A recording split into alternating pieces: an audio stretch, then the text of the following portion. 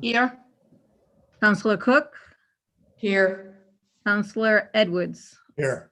Counselor Perry is absent. Consent agenda. Approval of town council minutes, December 28th, 2020, regular session, December 28th, 2020, executive session. Acknowledgement, receipt of minutes from boards, commissions, committees, historic preservation advisory board 3, board of canvases 1. Acknowledge receipts of reports, town administrator, department monthly report, December 2020, town administrator, police and fire department overtime reports, December 2020. Acknowledgement receipts of correspondence, CRMC public notice application for Violet Sahadi, 112 Riverscape Lane to construct and maintain a residential boating facility. Discover Newport annual audit report for years ended June 30, 2020 and 2019. Harbor Commission invitation to seal level rise presentation on February 1st, 2021. Approval of tax assessor abatements. Would anyone like to remove anything from the consent agenda? Madam, okay, go ahead, Deb. I'd like to remove D1 and D3. Okay, Councilor Burke. I'd like to remove B1. Okay, I'd like to entertain a motion for the remaining of the agenda, taking out B1, D1, and D3. So moved. Do I have a second? Second. Motion's been made by Councilor Burke, seconded by Councilor Janick. All those in favor? Councilor Janick, Yes. Councilor Cook, Yes. Councilor Vieira, Yes. Councilor Burke, Yes. Councilor Edwards, Yes. and I'm a yes. B1, Mike.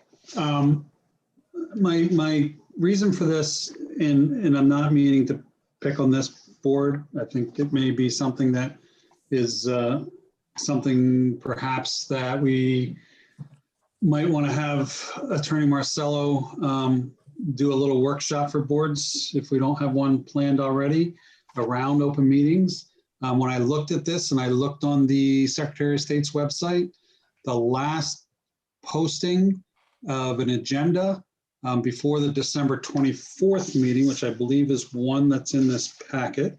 I could be wrong. No, it's not in this packet. So they posted an agenda for a December 24th meeting, which was referenced. No, it says the next meeting of the board will be on December 16th, 2020. Prior to that, the only one is January 15th of 2020.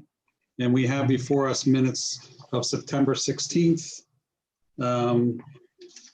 October 21st, and November 18th. And I see nothing on the website, at least, of those being posted. And certainly there's subsequent meetings identified in the minutes that were held. There is one posted for December 24th, although they had said in their November 18th meeting they were going to meet on December 16th. So again, I think it's more a matter of ensuring that our boards and commissions know the importance of following the Open Meetings Act, filing their agendas and their minutes. I believe advisory boards may not be required to file them in the same time frame, but they still, I think, have to file them eventually. So that's why I brought that up.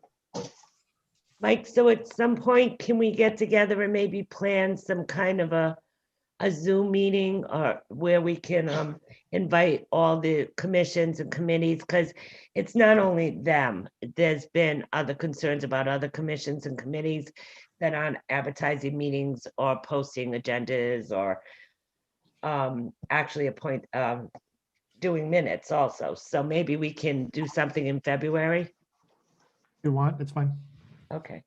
Second meeting in February. Okay. Donna has her hand up. Yes, Donna. I know that Mike's just noticing this, but for a couple of years I've been tracking it and have gotten nowhere with different minutes not being filed at all. I had a whole list. I did it a couple of times and I got nowhere with it. I think I also told Mike there was a problem with it. And the Recreation Commission has the same problem. I was looking to see, what happened at some of the meetings, and nothing's filed. The agendas are filed, but there's no minutes. I've tried. All right, No, Donna, I- so what we'll do is, in the past, and not while you were on the council, but in the past, we used to have almost yearly meetings where we brought the commissions and boards into a seminar where the lawyer would explain open meetings and minutes. And we'll do that again and see where that gets us. Okay. I did have one question of process on the September 16th minutes. Item number 8 talks about engaging with the new council in developing appropriate legislative initiatives to present significant town historic resources. The proposal will then be presented to the planning board for approval. Does this advisory board go up through the planning board? Okay, I just gotta read it.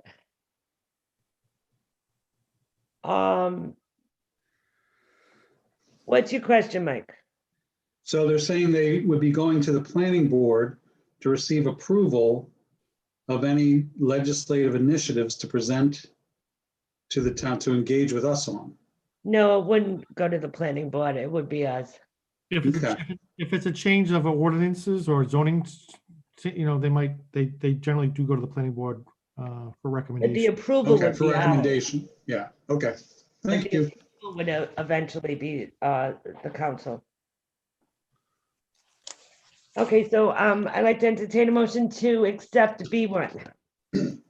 So moved. Do I have a second? Second, Mike made the motion, Deb seconded, Counselor Janick, yes. Counselor Cook. Counselor Cook, Yes. Counselor Vieira, Yes. Yes. Counselor Burke, Yes. Counselor Edwards, Yes. and I'm a yes. D1, Deb, Okay, well, I just wanted to know exactly, this is just a notice that's coming to us, correct? A notice of a hearing that will happen. Yes. And then after, does that hearing occur during, it's just more informational for me. Does that hearing happen during one of our council meetings? Or is it just, it's a separate meeting? This is a CRMC meeting. They don't meet before the council. Right. So they're just Don't. notifying you that they're entertaining a motion, a matter of putting a dock in for a local resident, and they're giving you notice of their hearing. So if we wanted to attend their hearing and make comment, we could. Okay, and then do we have to approve anything after? No.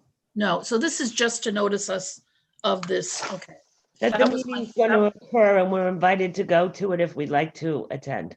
Okay, Uh, it was just for clarification. Yep. I'll do D3 while I'm at it, Deb. And that, again, it did talk about that there was going to be a Zoom on February 1st. And we are invited, so I was just wondering if we would get a Zoom invite, because I am interested in attending that. Yes, I'll make sure you get it. Yeah, we Thank talked about it at the agenda meeting. Okay, Okay, I'd like to entertain a motion for D1 and D3. so moved. Second. So motion by Counselor Janick, second by Counselor Vieira, Counselor Janick, Yes, Counselor Cook, Yes. Counselor Vieira, Yes.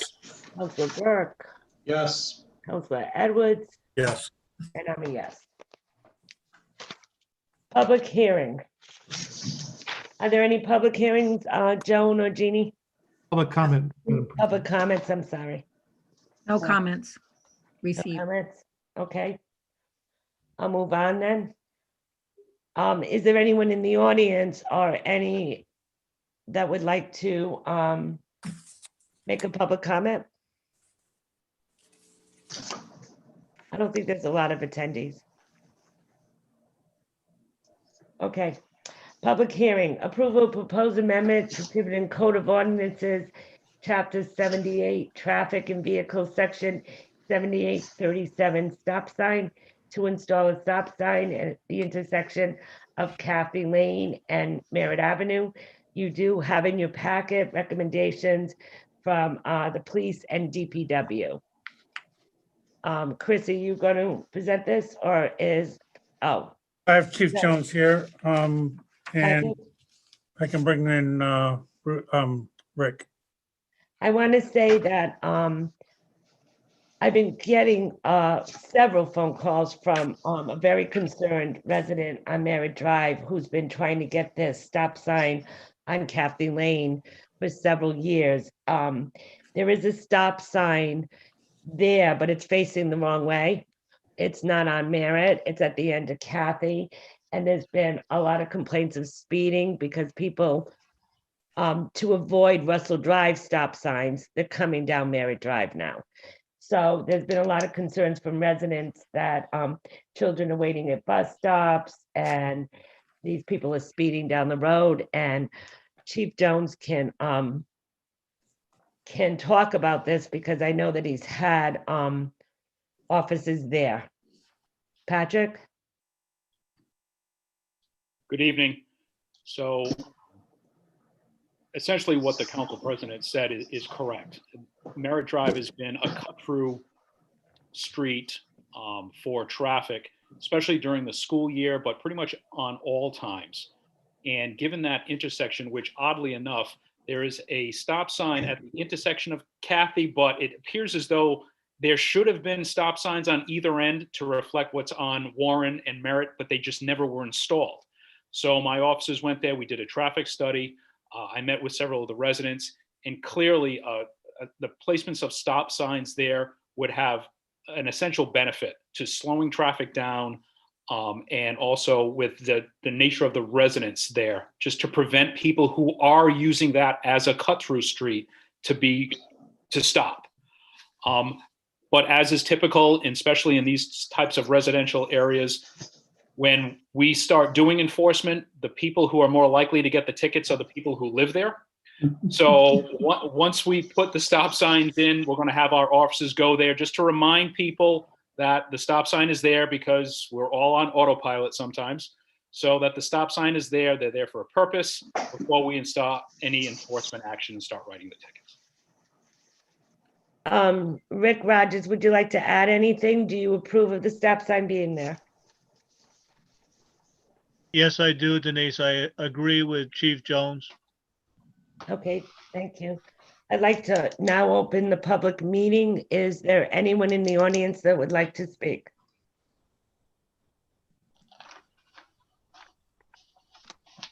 I see no hands up in the attendee room.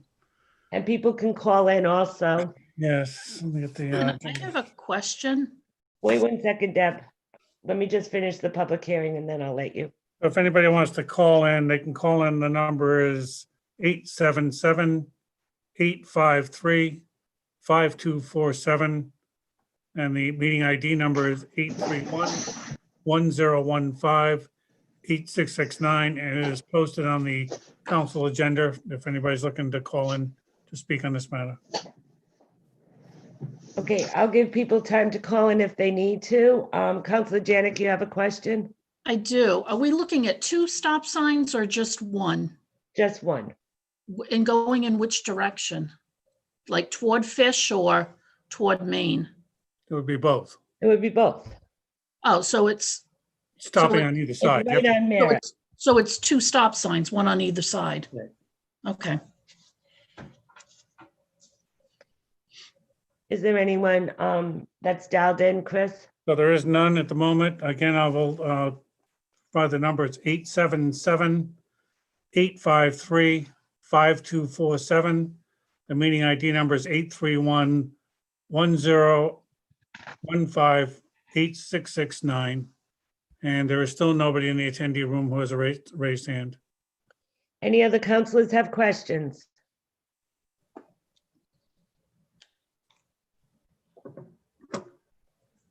Okay, now that we haven't got any public comment, I'd like to close the public meeting and entertain a motion. Make a motion to approve 6A, installation of a stop signs on Merritt Avenue at the intersection of Kathy Lane and Merritt Avenue. Second, I have a motion and a second. Is there any further discussion? I do have one question. How soon can we get this stop sign here? Because this gentleman has been working very hard to get it and he would appreciate it as soon as possible. What do we think, guys? I'll have him call you tomorrow, Denise. I'm sure he's gonna. Rick, how soon can we get the stop sign? We can get that stop sign up hopefully this week, Denise. Oh, nice. Perfect. You'll make an elderly gentleman very, very happy. You can die happy now. All right, so no, truly, this was the last thing he wanted to do. He needed the stop sign there. And I appreciate his efforts and his concern was the children, and I understand that. Okay, so Janick, Yes. Counselor Cook, Yes. Counselor Vieira, Yes. Counselor Burk, yes. Counselor Edwards, Yes. and I'm a yes, it's unanimous. Thank you.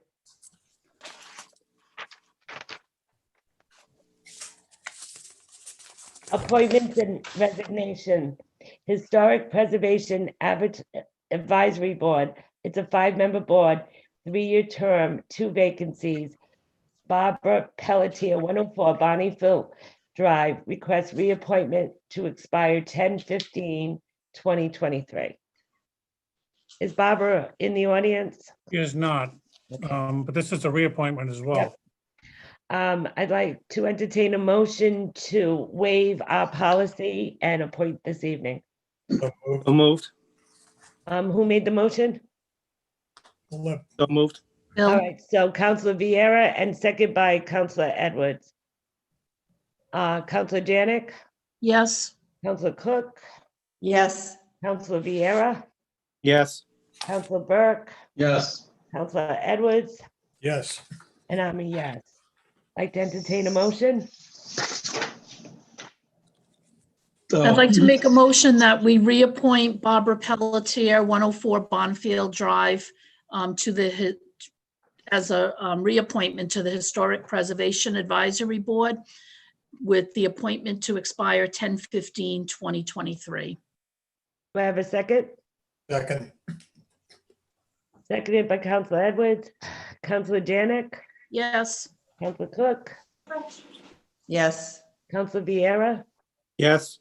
Counselor Burke, Yes. Counselor Edwards, Yes. and I'm a yes. Congratulations, Barbara, and thank you for your service to many committees. Budget Committee, 11-member board, 4-year term, 3 vacancies.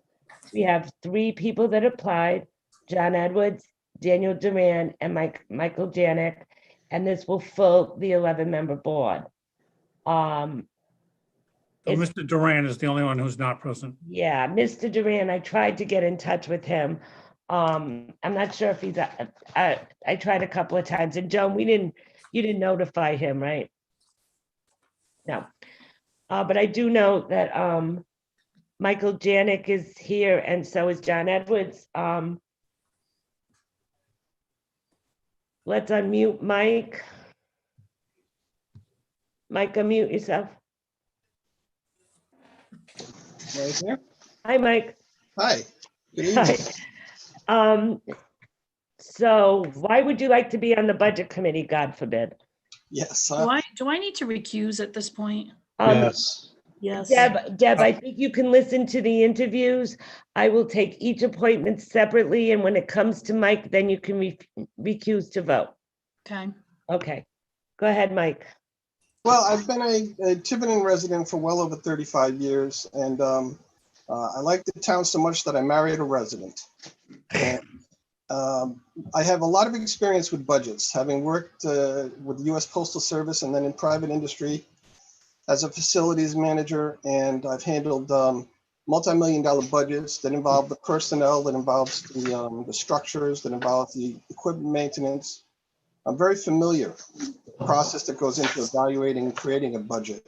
I think I'd be uniquely positioned to help the budget committee, especially in the times that we're in, where there's a very limited pot of money, to establish priorities and get us in a situation where we'll hopefully make the best decisions to help the town.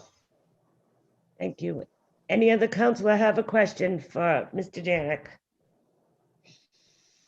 Madam President, Yes, and I'll ask both, I'd ask all three. Michael, how are you tonight? That's not my question, but. I'm well, thank you. What do you see as the key differences between budgeting in the corporate world and budgeting in the public arena? Actually, there's quite a bit of similarities, Mike. You have the need to budget for personnel that you've got working within the town. You've got a budget for the schools, the structures within the town, whether they're schools or whether they're municipal. You have to ensure that you spread the money that you have, what you have, in a reasonable manner to get the priorities considered and then addressed, so that we don't have issues that rely on going into the reserve funds or other funds that we have to be allocated from other departments or other activities. Thank you.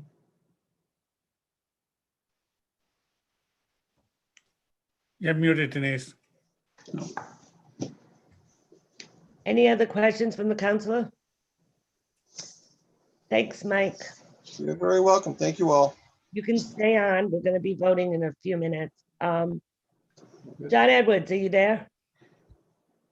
Yes, I'm here. And I'll Yeah. apologize. I'll apologize for the white noise in the background. My 4-day-old baby is here. I'd like to congratulate you on the birth of your little girl. Thank you. And I know she's healthy, and I'm very happy for both of you. Thank you. And that's my 2-year-old in the Yeah, background. All right.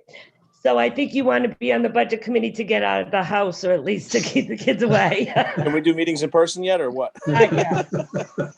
John, just briefly tell us why you would like to be on the budget committee. Sure. So, as anybody who knows me knows, I've always been a big fan of volunteering and serving within the community. I saw that there were some openings on the budget committee. I put my name in the hat. I actually did run a very well.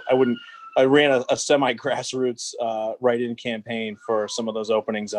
And quite frankly, the reason why I want to be on the budget committee is because I think I have a lot to offer. I'm one of the few people who have applied or run for this position in the writing capacity that actually has some experience with the municipal budget here in town. And it will allow me to be able to hit the ground running from day one, as opposed to, having some time to ramp up. And so, I really like to give back and serve in the community. And this is, I think, a great way for me to do so. Thank you. Councilor Burk? Sure. John, I'd ask how you're doing tonight, but I'm sure you're pretty tired. I do. And given the name that my daughter told me you've chosen for your daughter, I imagine you two are NCIS fans? No, not at all. No? Okay. We had to pick something Irish. There you go. Okay. So the same question as I asked Mike, what do you see as the key differences between budgeting in the corporate world and budgeting in the public arena? Well, I mean, that's a great question. So the reality of it is, budgeting in the corporate world versus budgeting in the public arena really boils down to two things. Budgeting in the corporate world is typically a means to drive EBITDA and drive profit. So, when you look at budgeting in the corporate world, it's geared towards, how do we squeeze as much out of this as possible to make additional dollars, versus on the public sector side, where the goal is to make sure that we're providing the best services to the residents. And, one of the things that always stuck out to me about the budget committee is, the language in the charter, which talks about, the ability to balance not just the needs of the residents of the town, but the ability to pay. And so I think that that's a huge consideration. Anybody who, has seen me on the councils the last few years knows that, I do like to look for ways that we can save money and still provide great service to the town. But the reality is, for the town of Tiverton, there's a lot of things that have been, pushed down the road, that we've struggled with, making sure that we're providing things. What comes to mind, first and foremost is an example would be the ambulance, and making sure that we're replacing capital and things of that nature. So, making sure that we have the resources and the budget in place to provide the services that are so valuable to this town, but also, again, taking into account the ability of, the voters and the electors to pay for the services. Thank you. Thank you, John. Any other questions? I just heard from Dan Duran as John was speaking, and he's going to try to dial in now. Okay, Okay. let's hope it works. And, any other questions? No? If you just have patience for 2 minutes, hopefully he can do this. Denise, I have a question for Mr. Janick. Okay, go ahead, Bill. Mike, who did you marry? Thank you. She was a local girl. I don't know if you've met her. She's from town. There's a reason why there's a. Doesn't help me, Mike. Thanks. My pleasure, Bill. Actually, Mike, you did very well.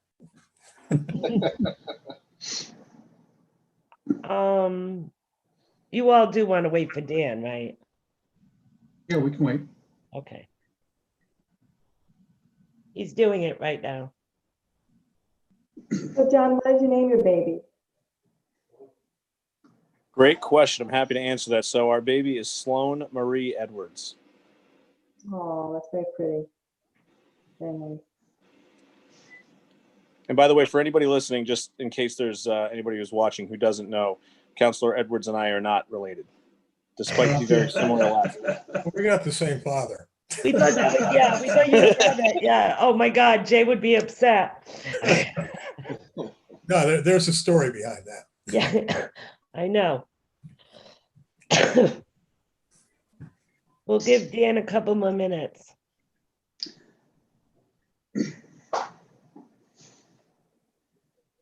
Jeannie, I like your wreaths over your windows. They look nice. Up and down, right? Still, the epiphany just happened, so. They could be Valentine's wreaths, right?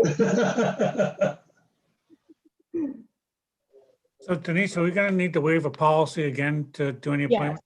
yes, we're gonna have to. So I would make a motion to waive our policy so that we can take these candidates into consideration and vote on them tonight. Do I have a second? Deb, don't second. I'll second it. All right, and Deb, I'm gonna have you recuse for this vote, okay? Counselor Cook, Okay, go ahead. Counselor Cook? I'm Michael. Is it Michael Janick? Which one are we doing? No, This is to waive All our we're rule. doing is waiving our policy. And we're gonna appoint. Oh, okay. Yeah. Yes. Counselor Vieira, Yes. Counselor Burk, Yes.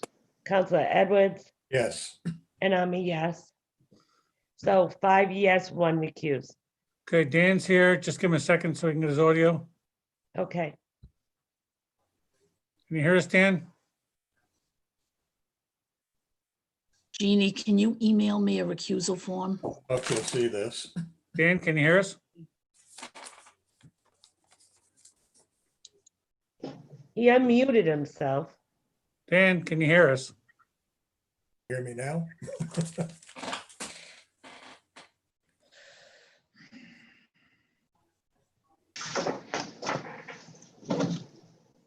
Oh, Dan? So he needs to put his speaker on, right, Mike? Yeah, I'm trying to figure it. F3, I think it is. And your microphone will be F4.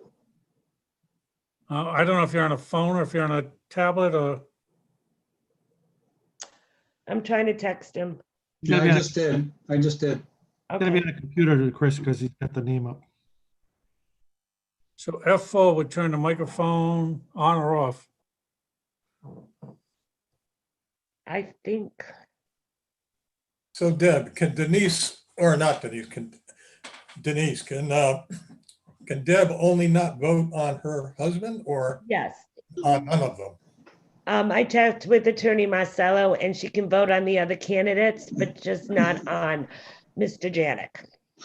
So Dan says he's on an iPhone. He can hear us. He keeps on unmuting, but you can't keep it on talk instead of mute, Dan's. So he appears to be unmuted, so Yeah, you're unmuted on our end. His speaker on his phone isn't on. trying to think, He needs- iPhone. It's, hopefully it has an iPhone. Yeah, he does. So while we're waiting, there's 3 positions. Can we vote on 2 of them while maybe that he might be able to get on in the meantime? Sure, of course we can. I mean, So do I have a motion? why don't we just move on? One at a Excuse me, I gotta time. take this. What's the matter, Mike? I gotta take this. Hello. Hey, I'll make a motion This is to Mike. appoint Yeah, hang on one second, please. Michael Okay, Janick. now we just lost Mike Burk. Yeah, but we still have a Oh, quorum. Yeah, we still have a quorum. So So there's a motion for Mike Janick. Do I have a second? Yes. Okay, so motion for Mike Janick from Counselor Edwards, second Counselor Vieira. Counselor Janick will recuse herself. Counselor Cook, yes. Counselor Vieira, Yes. Counselor Edwards, yes, and I'm a yes. Do I have another motion? I'll make a motion to appoint John Edwards to the Budget Committee. I'll second. I have a second, so I have a motion by Counselor Edwards, a second by Counselor Janick. Counselor Janick, Yes. Counselor Cook, Yes. Counselor Vieira, Yes. Counselor Edwards, Yes. and I'm a yes. And I'd if like to Dan thank doesn't- them both for throwing their heads into the lion's den. Now Dan is on twice now. Can you hear us, Dan? Yes, I can, and I should be unmuted. Oh, great. We can hear you. Yes, Dan, I had you on double screen here for a minute.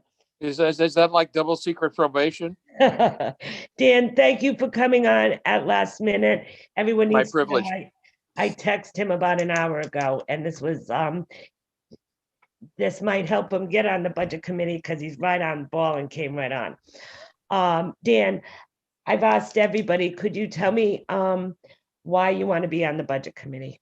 Sure, for the glory and prestige, actually.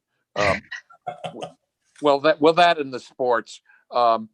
No, to be perfectly honest, I think the town needs some good, enlightened leadership with people that are diplomatic and can listen to all sides and to understand that all sides have valid viewpoints, valid concerns, and always need to be heard. I'm kind of a consensus builder. I'm a bit of a bridge builder. My grad work was in finance and economics. My wife does the budget at our house, but I used to. And I know a lot of folks in town, or maybe not as many as I'd like to know, but there's the old adage that a friend is just a stranger is a friend that you have not yet met. I know that, and I'll wind up in a second here. I know the budget committee is a challenging posting, if you will, which is why there was only one person on the ballot.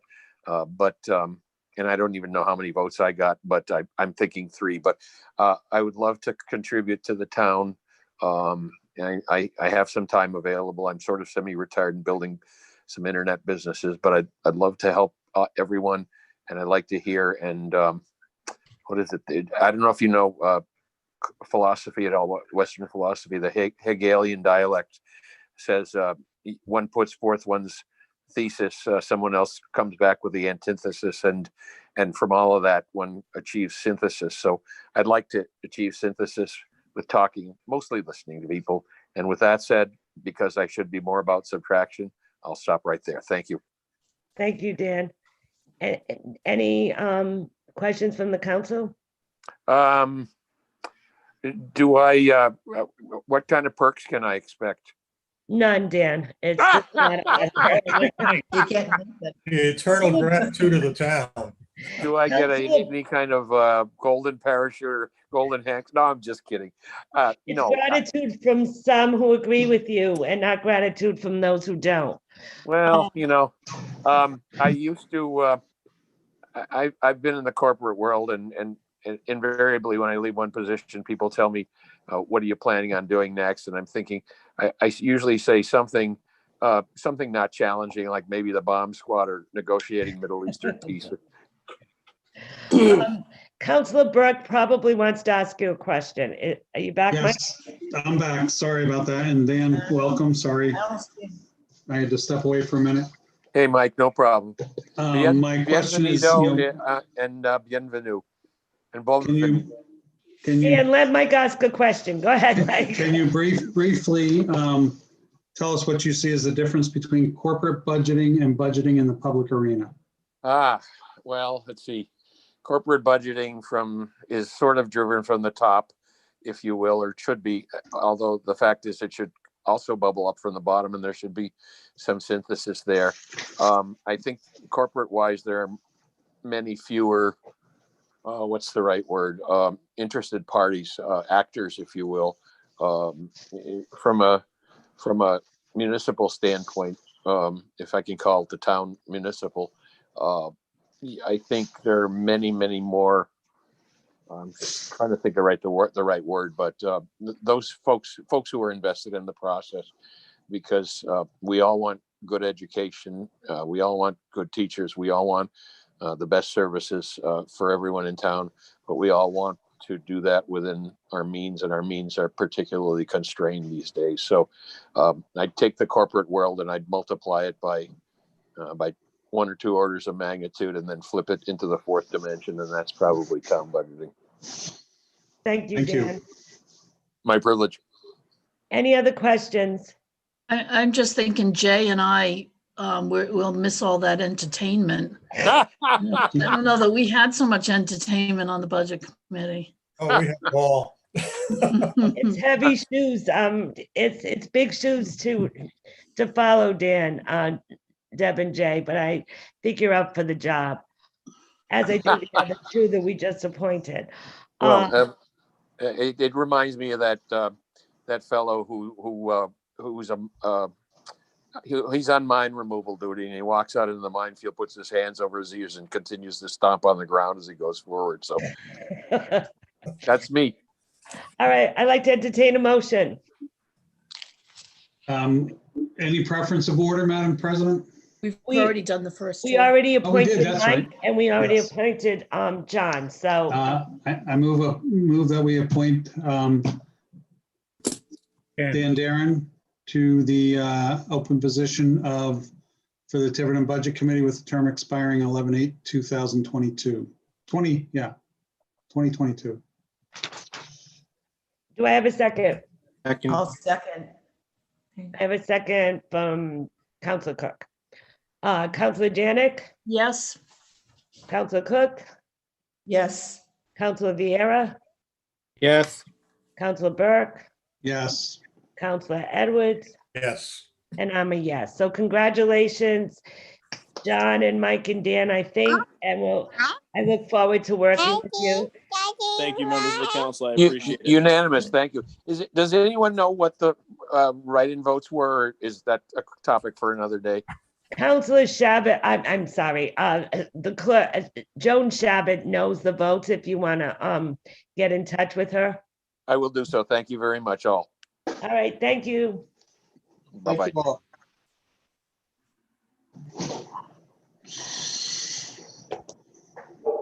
Okay, annual tree warden appointment.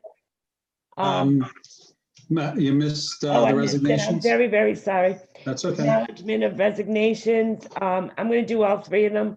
David Perry, resignation from the planning board effective December 11th, 2020. Letter of resignation from John R.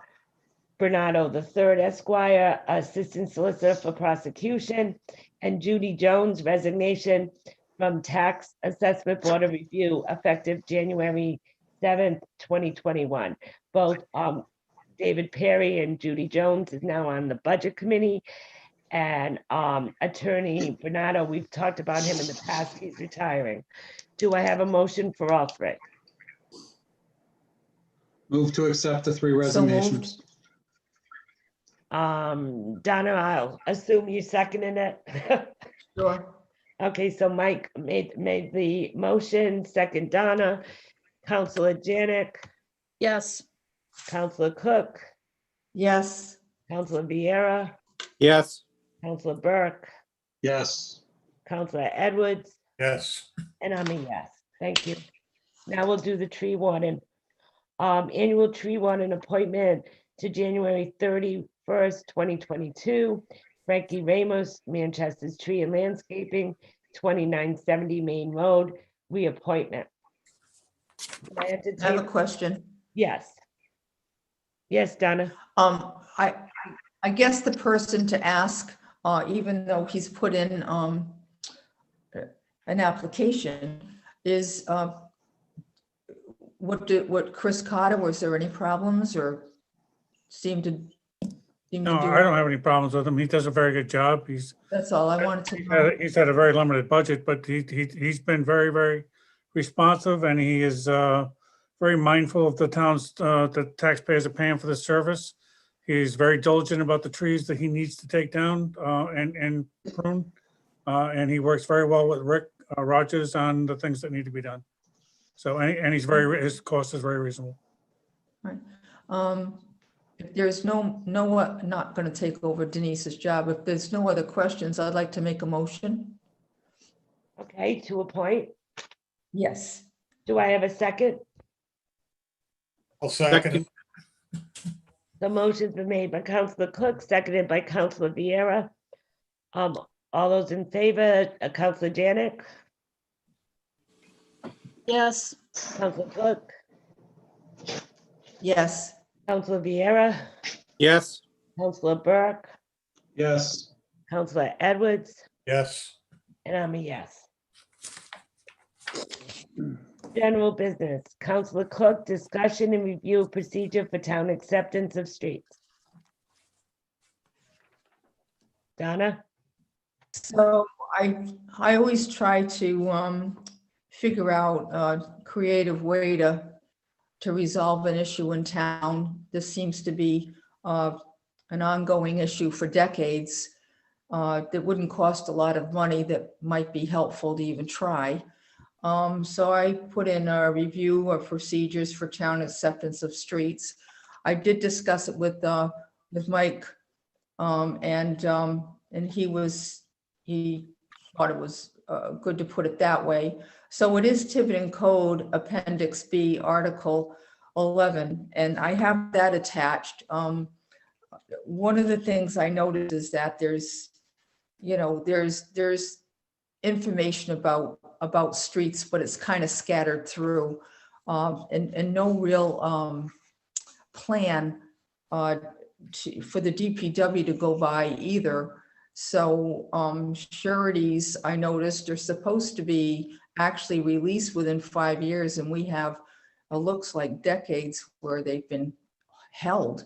So there's many problems. I can't solve them, but maybe this might help a little bit. So anyway, number one, there have been many instances through the years of services being started by the DPW without acceptance of streets and surety not released.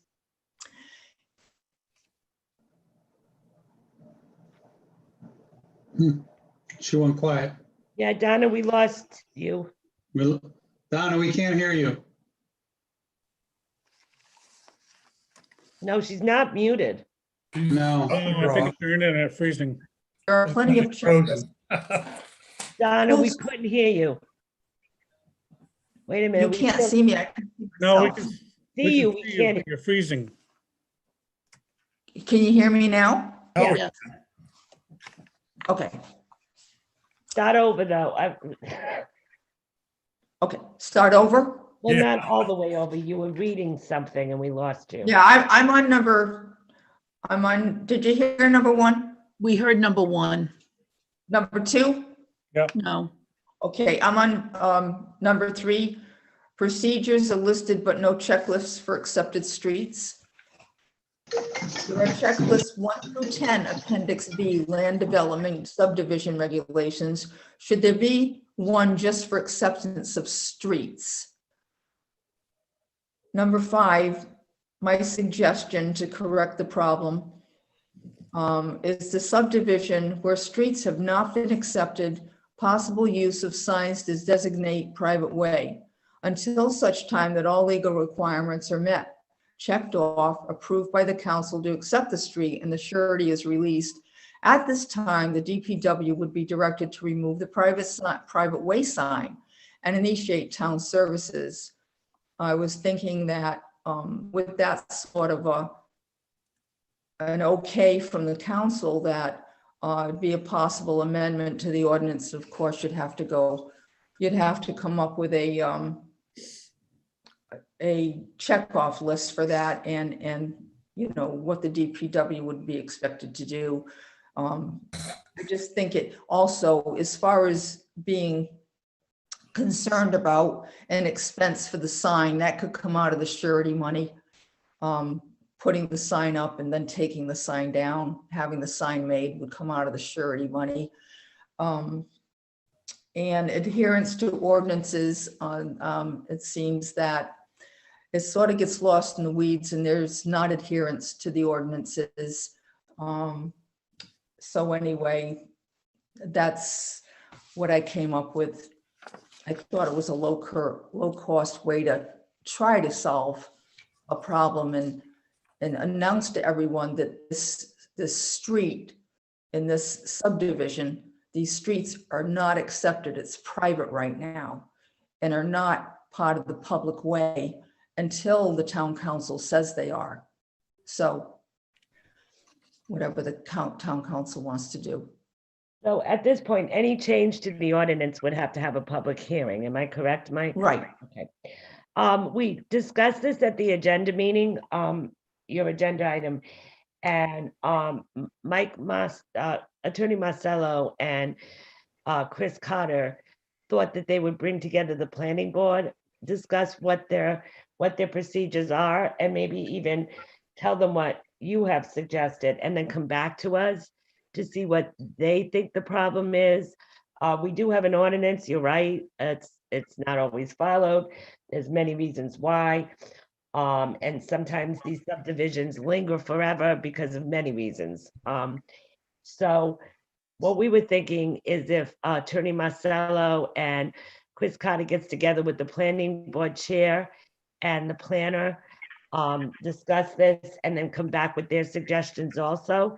And then maybe we can, if we need to, change the ordinance and run public hearings for that. What do you think, Donna? I'm fine with that. The planning board should be involved. And it looks like they've been, the planners, there's been different planners and things have been kind of, like I said, lost in the weeds. And just from conversations, just recently with one where surety was okayed to be released and didn't come before the town council in June, and it wasn't released, and it just causes problems. This also, with a posting of a sign, it's alerting everyone, even the DPW, when they get a phone call that they need to provide services, that it's very well posted, that it's still a private way. And I think it might help people be aware that, you know, where are we with this street? Has the HOA been put together, the surety, the acceptance of the street before the town council? I think a lot of these problems, and if we had a checkoff list just for streets, it might help. So I'm fine with going with the board. Any input would be great. I'm just trying to come up with some ideas to solve a problem. All right, well, Attorney Marcelo and Chris Carter was more than willing to meet with the new planner. You're right, because we've had several planners, and she might have some suggestions also. And then the planning board chairman may have some suggestions or might want to go back to her planning board to hear what they suggest. I do think they have a checklist. Last I knew they did, but whether it's an effective checklist, we're not sure. And we could always, and they could always revise it if they think if they think they need to. Council Edwards, did you have your hand up? Yeah, I just had a question.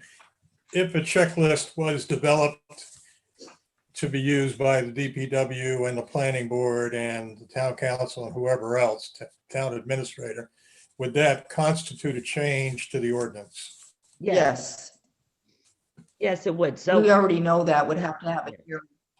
so eventually, when we get the feedback from Chris of his meeting, then we can decide if we want to add to the ordinance or subtract from the ordinance.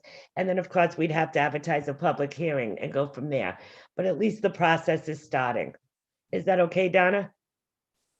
That's fine. The only other question I have is, Chris, do you think that that I should be at that meeting, or would it be helpful, or is my explanation? No, I think your explanation is fine, and I do believe that the planning board is very well aware of what's going on, and I'm sure that they will have a lot of suggestions as to maybe how we can corral this. There are a lot, like Denise said, there are a lot of reasons why these things have been happening. I will say, to the deference of the planning board, that they have been trying to do yeoman's work of trying to clean up a lot of these old sureties. They've been putting Rick to task about trying to, not that it's all on Rick's back, but it does take some recognition of the DPW to recognize that these streets are coming through and that the work has been done to the satisfaction of the planning board. And I know that the chair of the planning board has been doing a pretty good job of trying to corral these. There are just so many of them that are out there that need to be corrected. And I do know that they are very diligent about trying to do that. And I agree that maybe because we've had so many different planners over the past and different DPW directors that the planning board has maybe not been notified of some things that they probably should have been. And I think that a meeting between Mike and myself and the planning board and the planner should help get us at least to to figure out how many of them are out there and what can we do to help alleviate the issue and make sure that we get these roads accepted if they're truly at the stage of being accepted. Some of them have contractors who are bankrupt. There are a number of a litany of reasons as to why they haven't been accepted. So that's not all the fault of the planning board or the DPW. So we just need to find, I agree, there's a disconnect, and I think the planning board would probably agree that there's a little bit of a disconnect, and hopefully we can connect the dots to make it easier. We'll speak to them, we'll get back to you, and we'll see if there's any rationale that we need to have input from the council at any further meeting before we generate any kind of changes. Rick Rogers is still on. Does he have anything to add? I would welcome the opportunity to be part of that discussion, Denise and Chris. So thank you, because of course DPW does have some, points of view that they would like to express to try to make things easier and more streamlined. Okay, I'll definitely bring you aboard as well too. And I know Susan is in the audience. Yeah. Does I don't Susan know if she wants to speak, but do you want to speak, Susan? Yep, she has her hand up. I think I just brought her in somewhere. I think you brought Stu You in. brought Stu in. The wrong one. He must have just Welcome, Stu. Sorry. Hi, Stu. He must have just come on. All right, so I think you're now, so sorry. Susan, hi. Good evening. Hi, Susan Gill from Planning Board. Yeah, I think it would be good. I just wasn't sure because I couldn't find the backup on this. Is this a subdivision regulation or a zone Article 11? That was my question. I'm not sure what Donna produced. I'm assuming it has something to do with how we accept streets, and it's probably something to do with the planning department. Yeah, if it's a subdivision regulation, it falls under the purview of the planning board to approve. If it's under zoning, we send our recommendation to the council for the final approval, just to understand the process. I have a problem with that, but I know, I think what's written in the subdivision. I can't hear Susan. Oh, it's poorly worded. And it does need, we do need to do some overhauling of our subdivision regs. You know, I've read the regulations many times and it's not real clear. So we can certainly work on that in the coming year. And yeah, it helps to work with Rick, and we also work with the solicitor because sometimes there's legal issues that have to be resolved in conjunction with this. So it gets complicated and things are, you know. Well, Susan, I think this meeting will help too. And there's a little bit of a frustration with the council because we're the ones that get the phone calls when these subdivisions aren't being plowed or when the trash isn't being picked up. And I think if we all come on board and we all understand the plan, it would be easier for us to explain to people what's going on also. Definitely. So we'll work on that communication and process. Thank you. Anyone have any questions? Deb, did you have your hand up? No, I was just going to question, so these roads that are not approved, they've not been accepted, are we picking up trash there? Are we plowing? I know that we are, some we're not. Right, so there's very many inconsistencies. Yeah, it's from being on the council all these years, sometimes I don't understand why we're doing trash pickup on one and not the other. It just seems like these roads have been there for 20 years. We realize they're not accepted, but we've always picked up and plowed. So it's very scattered. It's a very difficult process. But of course, some developments are upset because we do plow and pick up trash on ones that aren't accepted. So I think that's why we need to try to bring this all together, like Chris said, and the planning board is trying, but it's a real difficult task. We used to have a road committee, a street committee. Joan will tell you about it. It was horrible, where we had people review these streets, and it was pretty contentious. And we don't have that street committee anymore because, quite frankly, nobody wanted to be on it. So and we decided to that we wouldn't have it anymore. Any other questions? Okay, so what we'll do is we'll send this forward to Chris and Mike and Susan, and they can get back to us sometime just to tell us the process with it. Okay. Yep. Thank you. Okay, Councilor Burk, discussion and possible vote on proposed amendments to the town council governance policy. Mike. Thank you, Madam President. I will ask that if I get interrupted, that we put this later in the agenda and possibly move it to another meeting if I have to step away for too long. Okay.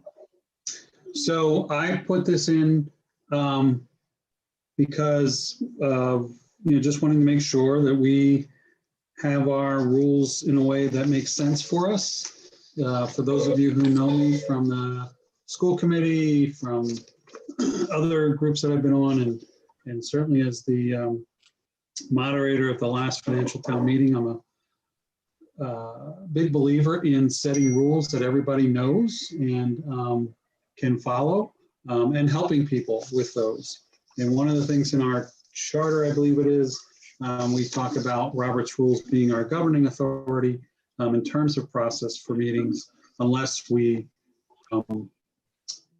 decide otherwise. So some of this is meeting related, some of this is position related. So I just want to go through it, talk about why I'm suggesting the various things. And then certainly as we go through, feel free if you have questions, if that's okay by you, Madam President. Go ahead. So you should have a copy with a red line copy in front of you with some comments also. The first one in speaking with Solicitor Marcello, we just wanted to make sure, no, actually that wasn't from him. I just felt that although this may be the only time that we have to worry about this, It may make sense to put something in there around virtual meetings so that in the future, it's just part of what we do. So that's why that piece is in there. The next piece is the comment on that page under section C. At all emergency meetings, says the first item on the agenda shall be the emergency business. So when I see first, that tells me that there could be other items. And my understanding of emergency meetings, but correct me if I have a misunderstanding, is that that's why you call the emergency meeting. So no other items would be on the agenda, correct? Correct, as far as I know. Yeah. Yeah, and might say yes. Nodding, yes. So I would suggest that we strike the word first from that section as well. And maybe just put only item in place of the word first.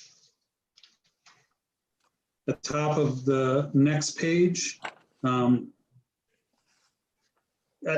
this for me is just clarification of roles, and especially looking at the charter. I don't see anything in the charter that provides the clerk to have that authority to cancel. Maybe there's good reason for it that I'm certainly willing to hear. But I think, especially in this day and age, it should be relatively easy for either the council president or the vice president to cancel or postpone a meeting. So that's the rationale for that.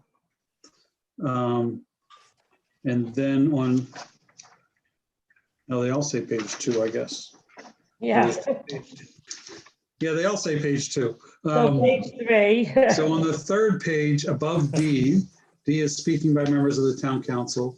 I just add in, so this is the section for voting. If a meeting is being held virtually in accordance with section 2A of this policy, all votes shall be conducted by roll call, which is the practice that we're using. So just delineating that is the intent there.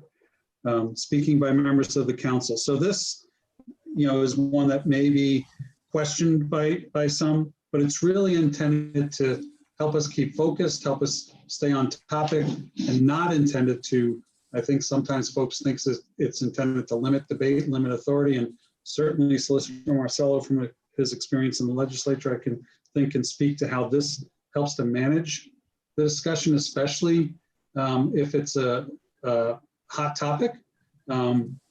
So it allows members to speak, but sets a time limit for agenda items. So that, let's say, we say we're going to spend 5 minutes on the consent agenda. And if we get close to that 5 minutes and we still think we need to debate, the very simple solution is somebody makes a motion to extend the debate.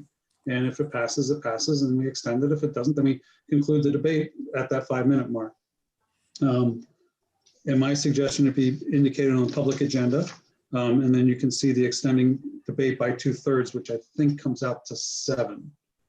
Might be 6, but I think, no, not 7, I'm sorry. It comes out to 5. So, 7 is how many we have. And then similar to that with by members of the public, that we again pick a time frame. I suggest 3 minutes, not inclusive of any time where we might be asking questions, or others might be, others from the council might be asking questions, or the solicitor may be providing input into something, for example, or the administrator. But it's really, and again, I look to what other large public bodies, committees in the General Assembly, they will generally give, they differ by committee sometimes, but they'll give a certain amount of time for somebody to speak. Certainly the chair has the right to extend that if they want, but it has to be done fairly. And this is a way to be as fair as possible, and also encouraging at the bottom of that individuals provide written testimony. And even if either in place of their oral testimony or accompanying their oral testimony, so that we have it for the record.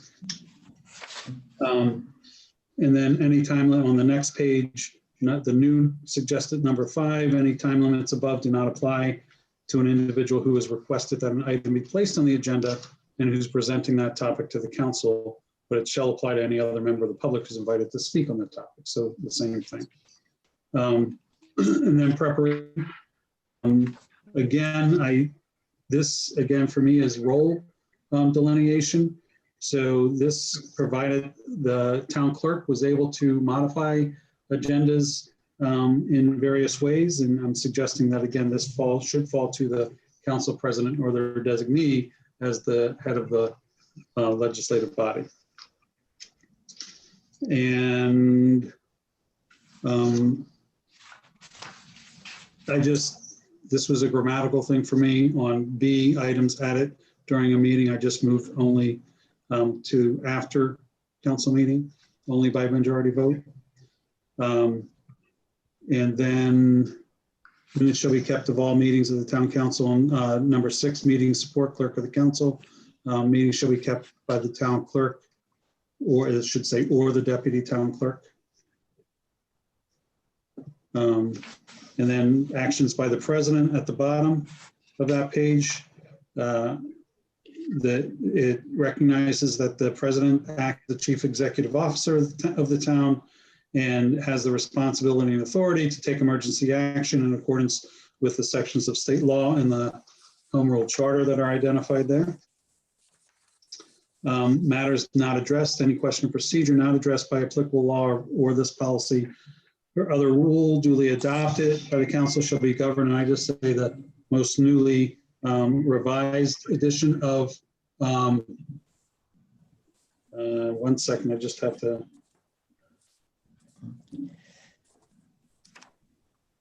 Like you're almost there. Yeah, I need to get a ride for a client. So instead of saying newly revised, I don't remember which edition this is, but whatever the most recent subsequent revised edition would be. And then in here, so the thing that came to me here, and I didn't put in language, but we can consider it.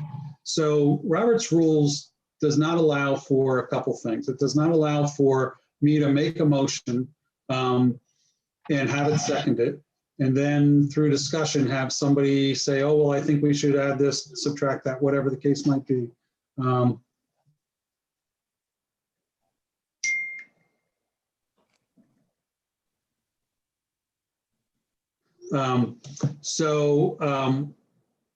It really requires that motion be acted upon.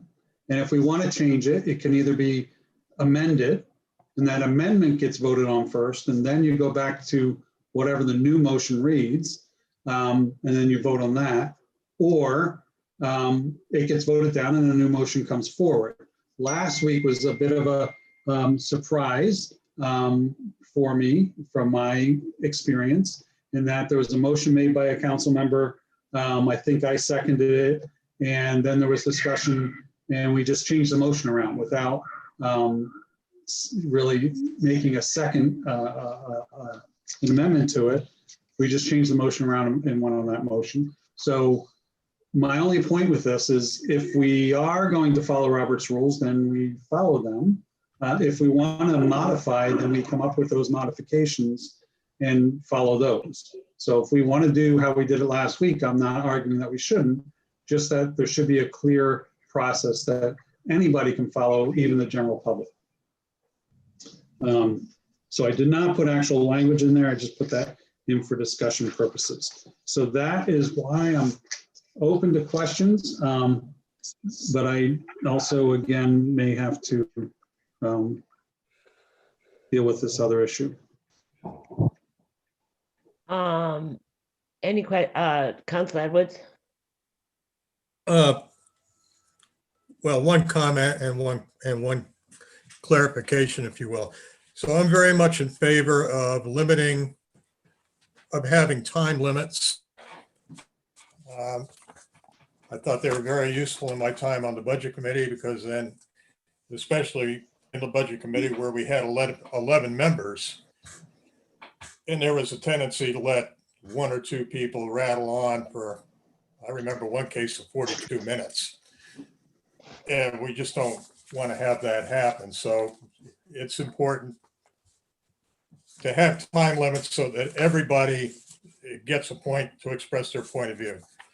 The other one is, as far as submitting agenda items, could we do that with a phone call to the council president? Or would we have to fill out a form? And if we filled out the form, how would we make sure that that person got it in a timely manner? Are you talking about the public who wants to put an agenda item on? No, if we wanted to do one ourselves. Yeah, we talked about this last week. All you have to do is give a phone call to Joan. There's also the agenda item, the agenda request form is on our website, so you can just fill it out and forward it to Joan. And like I said last week, as long as we get it before the agenda meeting, which is the Tuesday before the meeting, the Tuesday, the week before the meeting, then we will try to put that on as quickly as we can, usually for that meeting. Well, the reason I ask this is I'm reading Mike's amendment here. It seems to take the town clerk out of that equation. No. The town clerk gets the agenda items and then meets with me, Chris, Mike Marcello, tells us what was submitted, and then we discuss it and we decide whether to put it on or to hold it one more meeting. And like I said last week, very seldom will I take an agenda item off that a town councilor submits. And if I do that, I will talk to that town councilor. And if they disagree with our logic why we want to postpone it for the next meeting, then I will put it on. I'll never stop it if they want to do it. Sometimes those agenda items, the administrator will tell me, well, we don't have all that information yet. It'll take me a couple of weeks to get it, or he has to talk to certain people, and that's why we'll delay it a meeting. But I'll never delay a town councilor's agenda item unless I speak to that councilor personally. Okay. Okay. Donna? Yeah, I'm just asking that instead of jumping all over the place with what Mike has proposed here, that I would like to do it in a more orderly fashion, where we go to 2A, we discuss it, we decide what to do, and then we go on to 2C. And could we please, because other than that, it's very disorderly, and I think we'll lose our train of thought and jumping from one thing to another. I'd just like it to be a better process to go through this. Sure, Donna, I can do that. So let's look at 2A. Does anyone have any questions regarding 2A? Donna? I do. Yeah. I thought about this, Mike, and I just think it's kind of premature to be changing our governance policy for things that are short term. I just don't feel the need for it because the executive order covers that it's really executive orders are only supposed to be for 30 days. I know it's going on and on and on because of the pandemic, but and if the Open Meeting Act is only changed by executive order, if the Open Meeting Act is changed by the legislature on a permanent basis, I would agree to that. I think it would be a good idea to put it on a governance policy. Other than that, I just don't think it needs to be added right now. Mike, did you have Yeah, so can I ask that we just move this down the agenda temporarily? Sure. Thank you. Sorry, I just have to get this right arranged. Sure. So we'll just put this on hold for, I'll come back to it at the end of the agenda. So that Okay, Mike thank can you. do his business. Is that all right with everybody? Donna, we will come back to it, I promise. Okay. Well, Okay. it's his agenda item. Yeah, just put it at the end. Yeah, thank you. Okay, so 8C is mine, Councilor deMedeiros, preliminary budget 2021, 2022, due January 15th, 2021 to Budget Committee, and the joint budget workshop on January 14th, 2021. So I think part of your packet, it's part of mine, is a timeline that Joan set up. She looked at the charter and put the significant dates where we need to get things done, and the deadlines to that. So Chris has to submit the preliminary budget, and let me make that clear, like we do every year. This is just a preliminary budget to the Budget Committee on Friday. We do have the joint meeting on the 14th at 7 o'clock on Zoom. And that's with the school committee, that's with us, and also the Budget Committee, and that is required by the charter, so that's what we're gonna be doing. Chris emailed all of us the budget. I hope you all got it. And like I said, this is a preliminary budget. It's what the administration submitted, and of course, every year we go through it and make changes after discussing it with them, or not make changes, but it's a little high, so I have a feeling we're gonna make changes. There's gonna be changes. Yeah. And that's what 29% increase.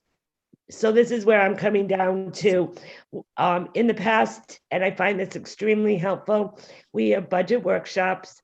We invite the different department heads to come and speak to us. We go through their capital, and we go through almost kind of what the Budget Committee does every year.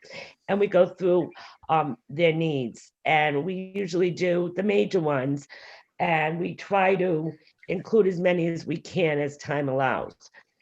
So we usually do it on a Saturday. I don't know if you're all available on Saturdays to do this. We could do it also on Mondays on our off Mondays. Saturdays, we usually do it like 9:30 to noon.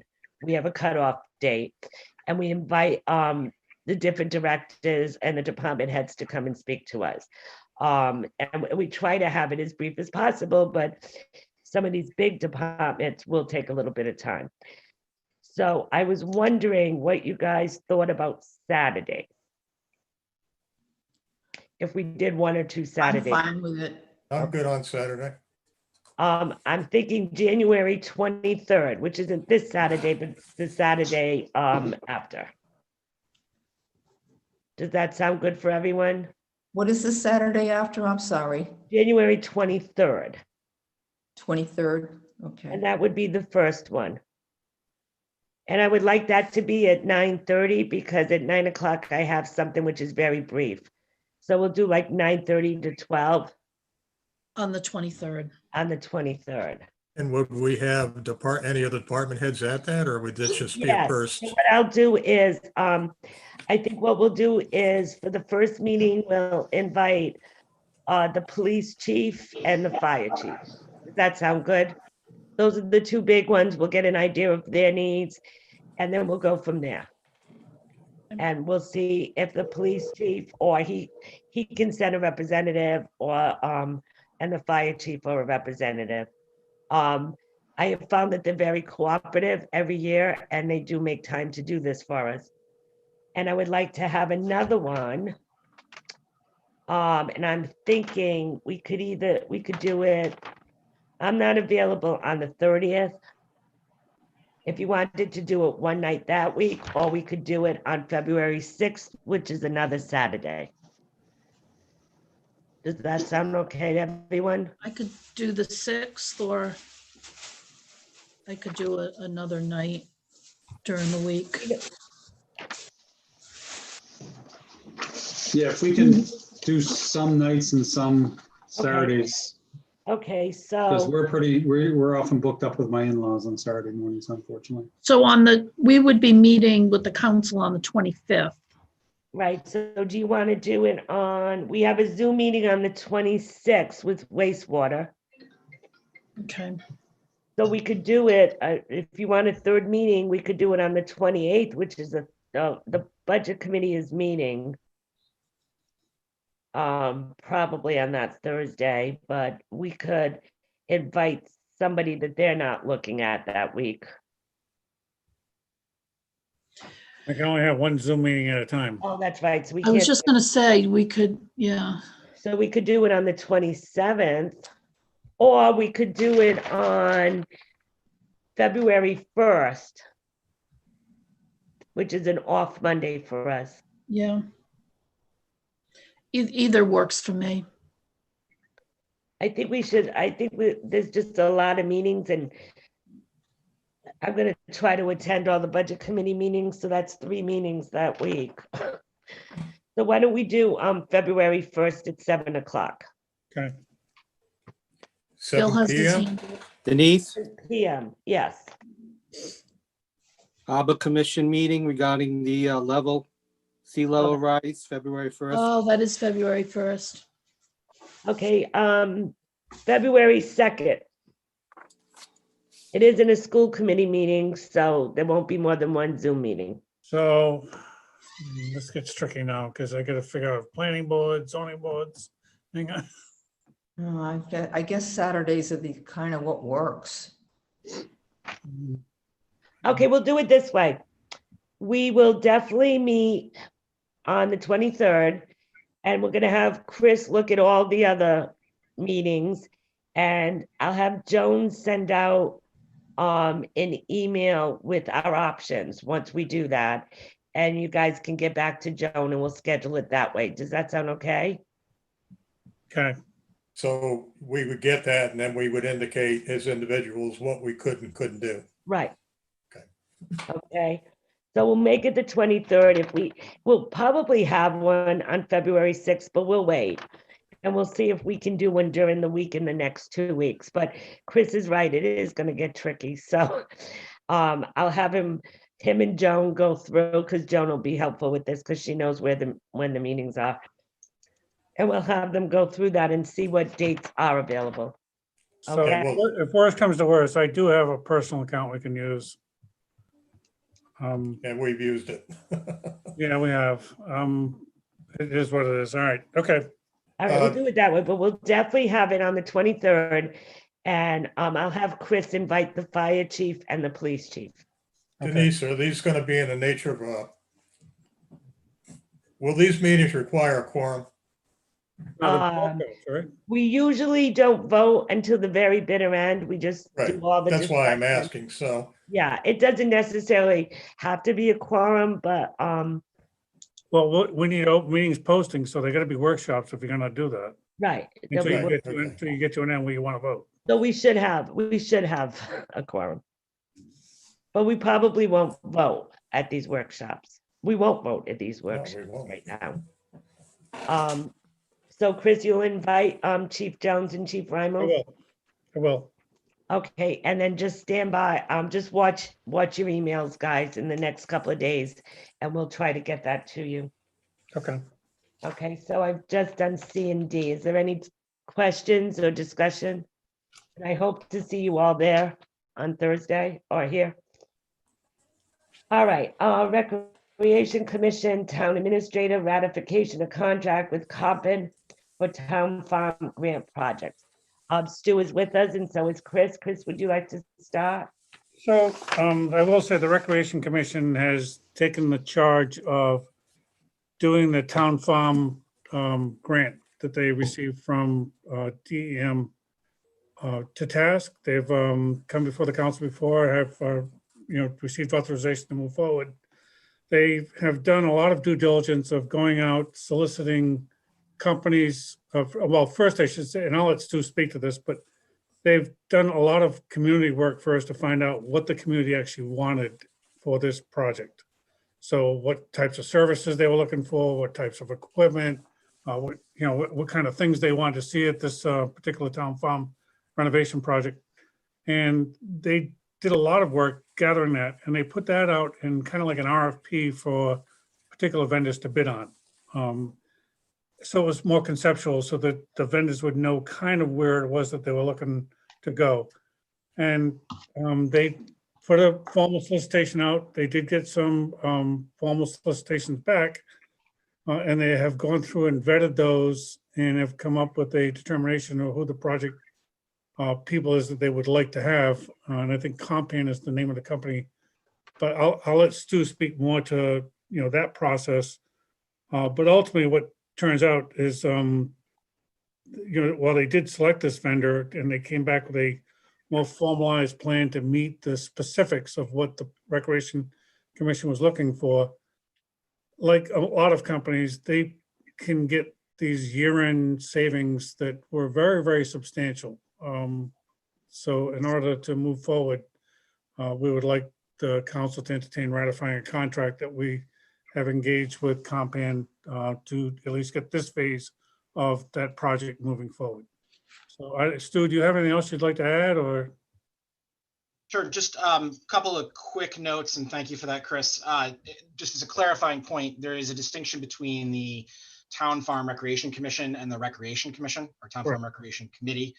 So the Town Farm Renovation Committee was approved by the Town Council, and that's the group that's been focusing on this. And so just to kind of piggyback off of what Chris had said, we put out a survey to residents earlier in 2020.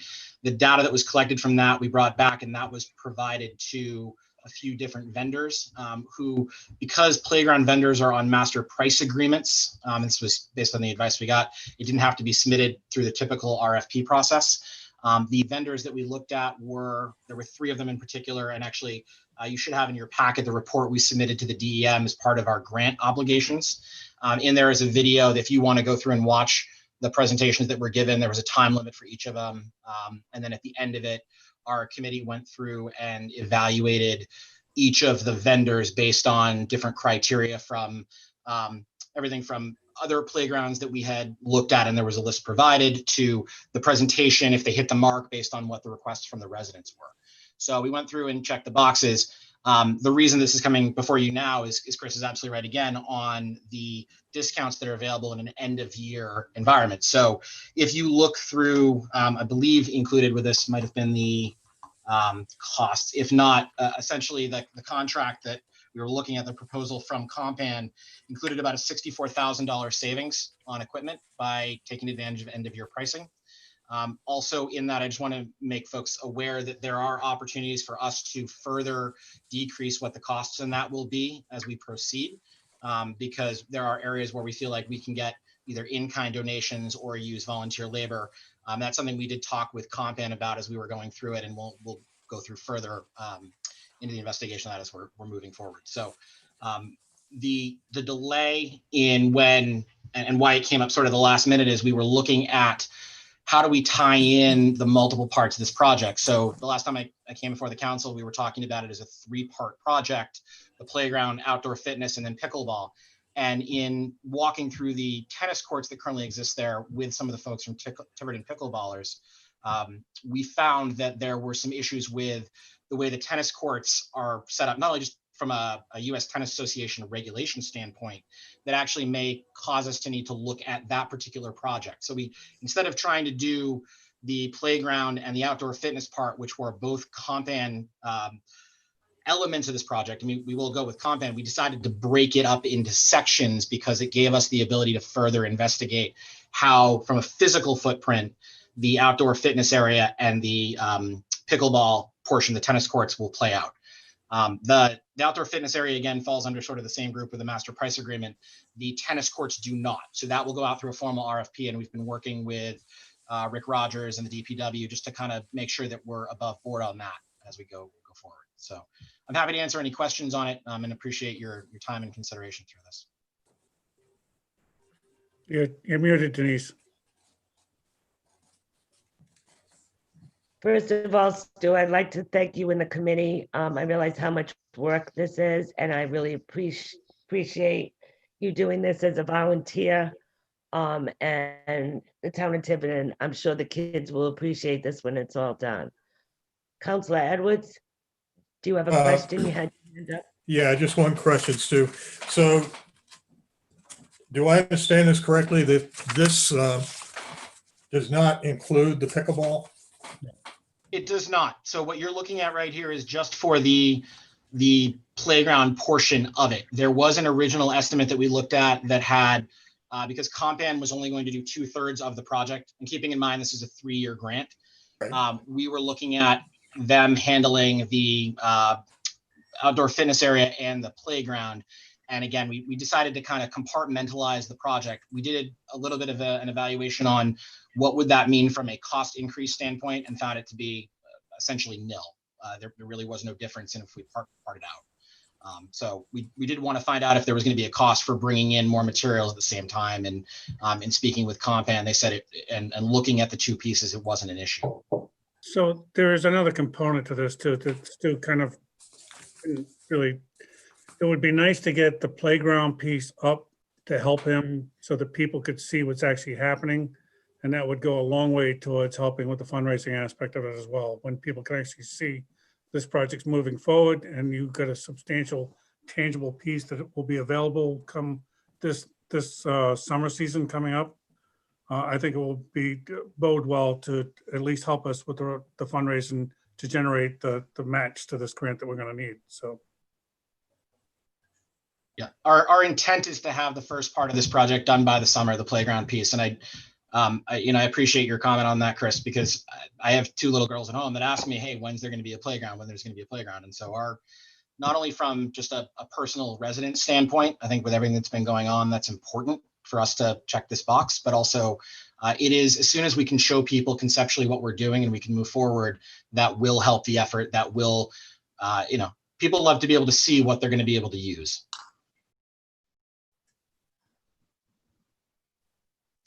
Councilor Janick? So on the, and I thank you, Stu, for all the work. I know it was hours and hours, and you're too humble to take credit for it.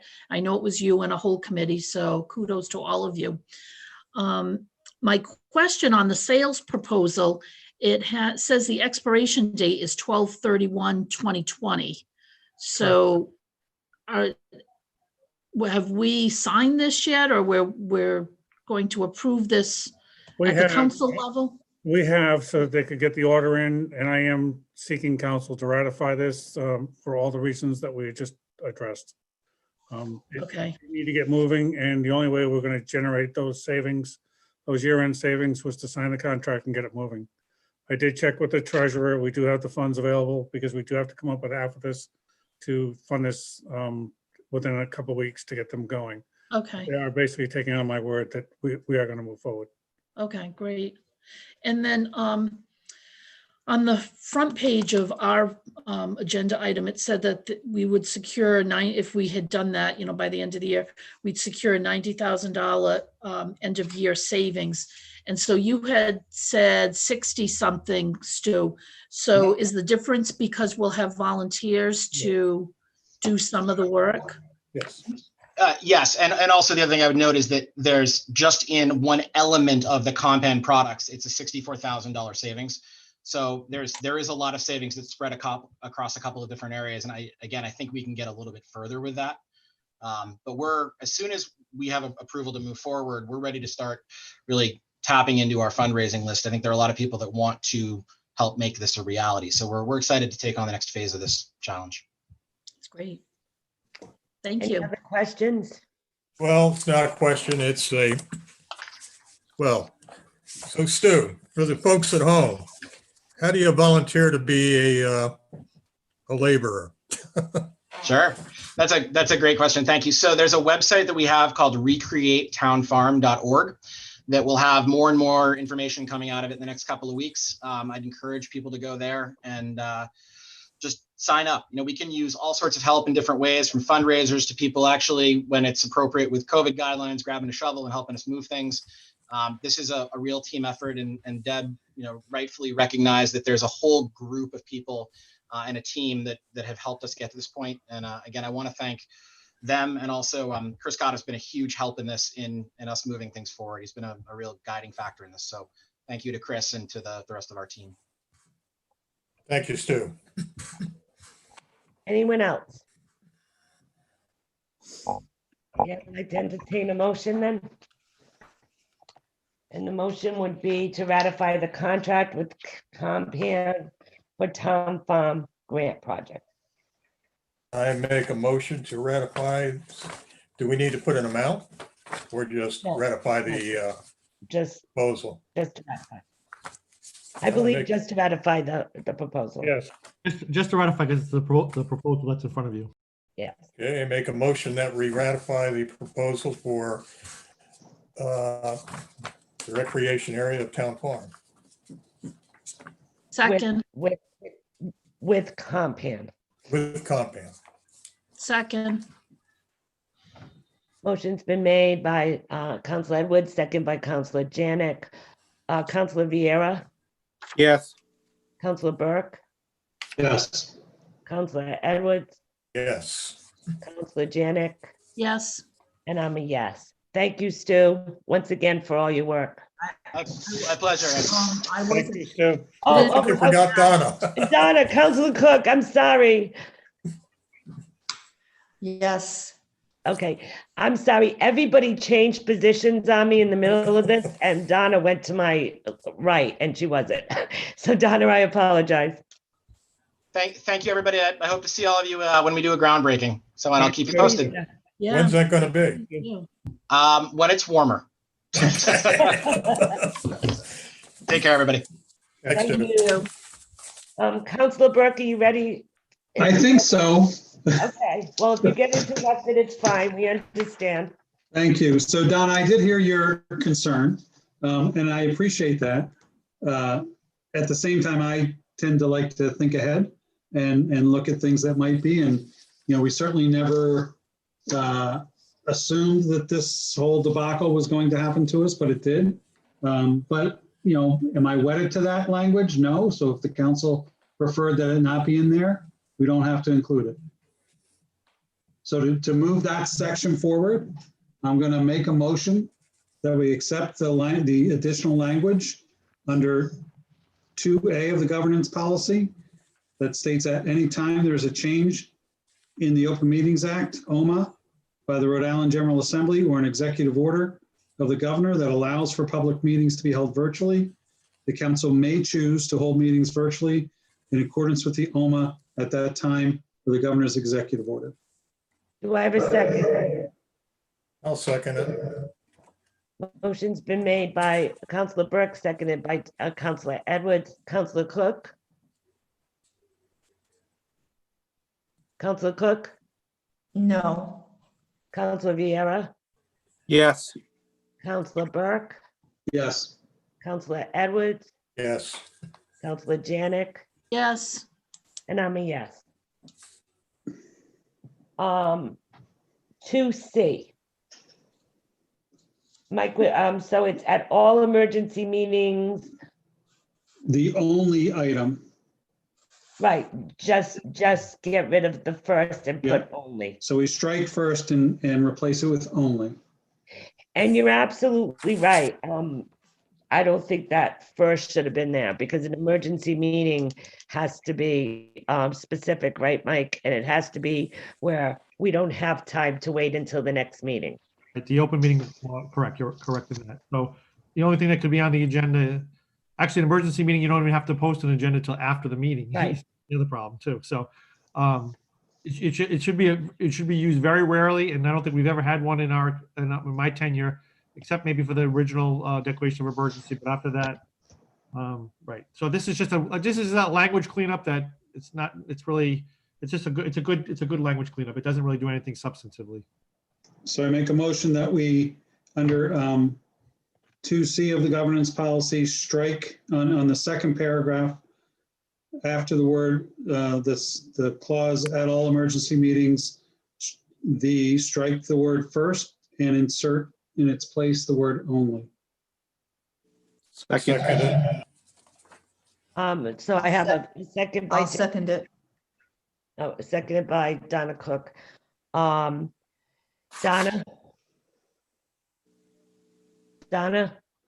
Yes. Yes, no, okay. Counselor Vieira? Yes. Yeah.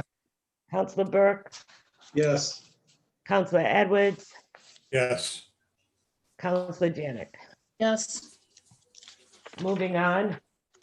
So at the top of the next page 2, which is continuation of the section 2D of the governance policy, cancellation or postponement of meetings. If anybody wants to talk about that piece, that's the piece that suggests that the council president or vice president be those who can cancel or postpone meetings as opposed to the clerk. In my experience, I've never seen the clerk cancel a meeting unless they've spoke to one of us. So I'm not quite sure we follow this because it's almost impossible not to reach one of us at least. So do I have a motion to eliminate that line? So moved. Do I have a second? Second. Councilor Vieira seconding it. Any further discussion? Councilor Cook? I just wanted to ask what unforeseen circumstances are, like anything in particular? To Doesn't really cancel the meeting? say. Is that what you're talking about? Unplanned. The end of that paragraph, the last sentence ends with unforeseen circumstances. The Yeah, roof blows we've- off. There's a flood. Yeah, we've canceled it. I mean, the most common thing that I've seen it canceled for is a snowstorm where people can't get out. There was one time we canceled it because electricity was out at town hall. It's things like that, Donna. But now we have Zoom. Now we have Zoom. No more So we snow could- days. But I mean, or it could be another reason is I can't get a quorum. Suppose 4 people say they can't attend. That's an Or- unforeseen Or circumstance. Cox could crap out. Whatever, but that would be it, Donna. So do I have your vote? Okay, thank you. All right, Yeah, okay. Councilor Vieira, Yes. Councilor Burke, Yes. Councilor Edwards, Yes. Councilor Janick, Yes. and I'm a yes. The next one on page 3, I guess. It's the section on voting, which is under conduct of meetings 3C at the top of the next page. Again, this just is if we're holding the meeting virtually, that we do all of our votes roll call as we have been. And that's consistent with the current executive order anyway, so it really just codifies what we have to do anyway. So it just makes it clear in case there's ever an issue. And this definitely works if somebody can't get on and we can't see them. This is why we did it to begin with, because we can't do show of hands if that happens. Well, it's because people may be not watching us by Zoom. They might be just listening by Oh, phone. okay, Well, good point, Mike. Do I have a motion to accept this? So I would move that we accept the language added at the end of section 3C. The language being, if a meeting is being held virtually in accordance with section 2A of this policy, all votes shall be conducted by roll call. second. I have a motion and a second. Councilor Cook, no, Councilor Vieira, Yes. Councilor Burke, Yes. Councilor Edwards, Yes. Councilor Janick, Yes. and I'm a yes. Next one, Mike. So the next one is section D of the voting section of the meeting section. So it's 3D. This is where the suggestion is each member shall limit their speaking time to an amount that allows for all members to speak, if desired, within the time limit determined for the agenda item. It also says that reasonable limits on debate, President may place reasonable limits on debate, which shall be indicated on the published agenda. And the town council may vote to extend debate on any agenda item by an affirmative vote of 2/3 of the members present. Do I have any discussion? Mike has. Could I ask a question? It's not really a discussion, just need a question. So if I'm reading this correctly, that means that when we post an agenda, the council president or whoever puts together the agenda will have to, on each item, indicate what the time limit will be for either discussion, or debate or discussion, or this is the exception rather than the rule?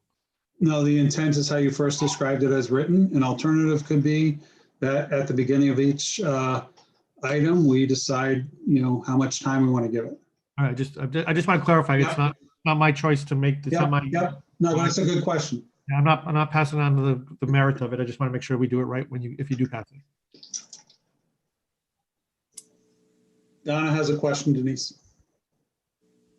Donna? I think Denise stepped away. Yeah, I'm sorry, I had to step away for a minute. Go ahead, Donna. All right. I just have a problem with this because it leaves sort of a consolidation of power for one person.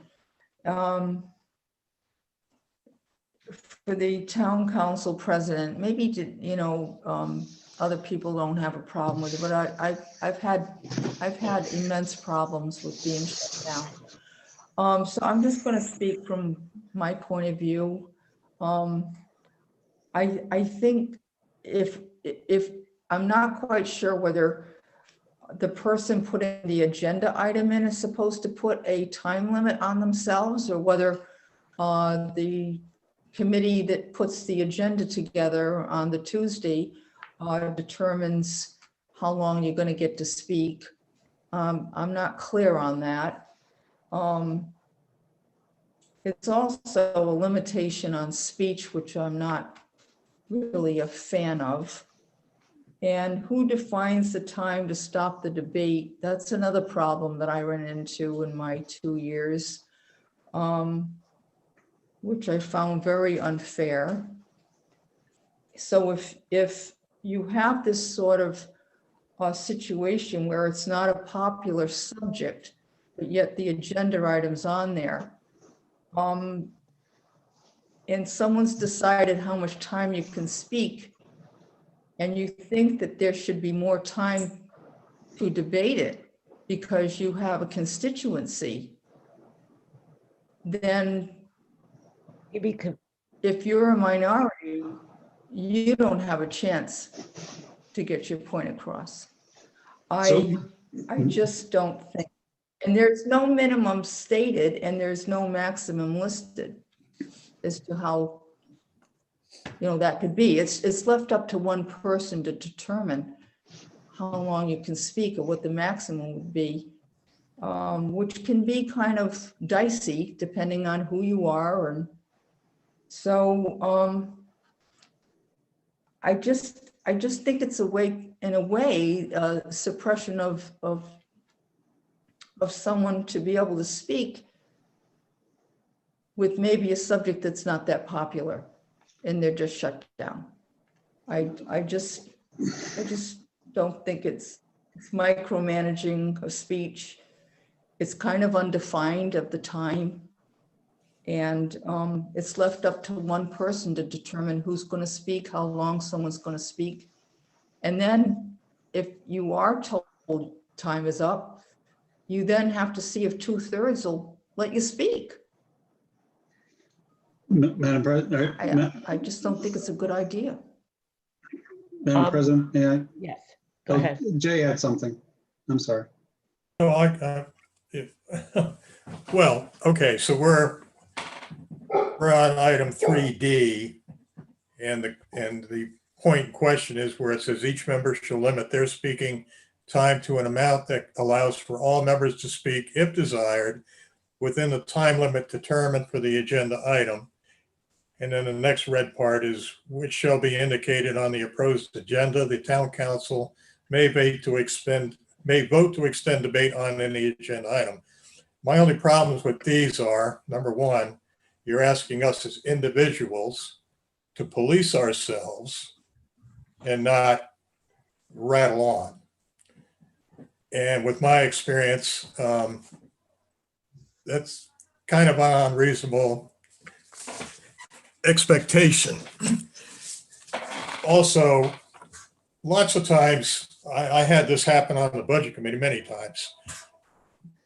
A line item of $500 would absorb a half an hour of discussion, whereas the entire police budget absorbed a half an hour. So you don't know going into a meeting exactly how any agenda item is going to go, how much heat, if you will, it's going to generate. So I personally, I would not include any of this in this particular section. I do like the idea of limiting how off, how long you can speak. And I like the idea of we have to go through all the members at least once before, you can you can talk again. But I see no useful purpose in this section right here. Madam President, And, you're and on we mute. already follow. All right, Madam anyone President, else? may Okay, wait a minute. All right, who wants to speak? So Mike, go ahead.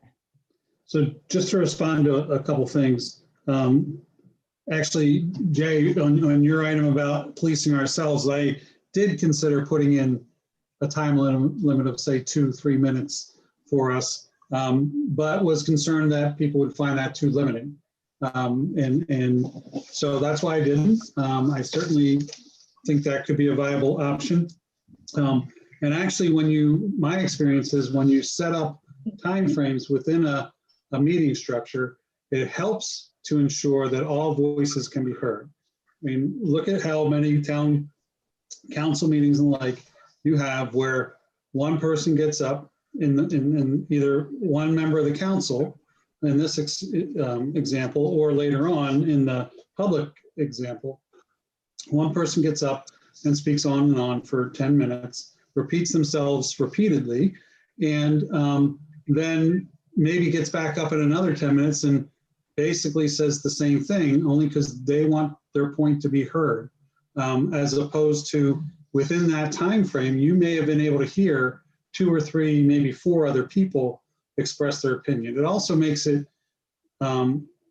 easier, I think, for speakers to either say, if they're on the list to speak, or if they're in the road, in the line to speak, and Denise said something that I was going to say, I simply get up and say, I support what Denise just said. It's as simple as that. It actually, does help to ensure that the minority voice can be heard, because it gives more time for multiple individuals to speak as opposed to 1 or 2 individuals. And, again, except for when it is used as a weapon, which it should not be used as a weapon, good rules help to ensure that that minority voice is heard. And I'll use a personal example with that. And I got plenty of good feedback from people who did not vote for me to be the town moderator at that, and did not want me to be the town moderator. But in that last meeting that we had, if people had questions about procedure, I stopped, I answered their question and I guided them. I said, well, if you want to do what you want to do, here's what you need to, here's the motion you need. So we helped them with that. And, I deliberately made sure that motions that I didn't like got their voice. And in fact, the budget amendment that was passed at that one was one that I personally did not support. But the process of the meeting allowed for that to work. So, if we don't want this, that's fine with me. I just think it behooves us to have some type of structure around our discussions. And again, tonight, there's not a heated thing, because the other piece, and Donna, to get to your point, where you said you think what's here on paper puts too much power in one person's hands, being the council president. I would suggest that right now there's a lot of power in the council president's hand to shut down debate, because all they have to do is end it and move forward. So that's all. Anyone else? I'd like to say, first of all, that I think it would be difficult doing this agenda, putting the amount of time it's going to take to resolve it. I think that's a little difficult to do. And I think it's a lot of guessing, really, on the town president's part, because I don't know what you're all thinking. So you may all be very adamant you want to speak, and I don't know how people are going to feel before we actually discuss it. I think what would be helpful is we say that each member of the town council is allowed to speak on the subject for 5 minutes, allowing every single member of the town council to speak on that subject if they want to, and limit the time that they first initially speak on it for 5 minutes. I don't know how we would write that, but I think that the same way we do with public hearing, where people are only allowed to speak for a certain amount of time. So I think if we wanted to put that, each council member is allowed to speak 5 minutes on that subject if they wish to, allowing for every council member to express their opinion before a second, another council member gives a second opinion. What do you think about that? Like limiting the speech that we can discuss it until everyone speaks about it. And then the same thing when say Donna spoke on something for 5 minutes, I went through the whole thing and Donna wanted to speak again, she's allowed only 5 minutes again. So it's very, very simple and everybody knows that they have those 5 minutes, which is fair. What do you think about that? Mike? Well, Deb hasn't spoken. Oh, Well, I Deb? was gonna say, can we do like up to 5 minutes or something like that? Because I know we would, on the budget committee, at one point, we went through and everybody had an opportunity, which is fine. But there were members who felt they had to give a 5-minute dissertation every single time it became their turn. And sometimes it's okay just to pass or to say, I agree with what Denise said, or whatever Donna said.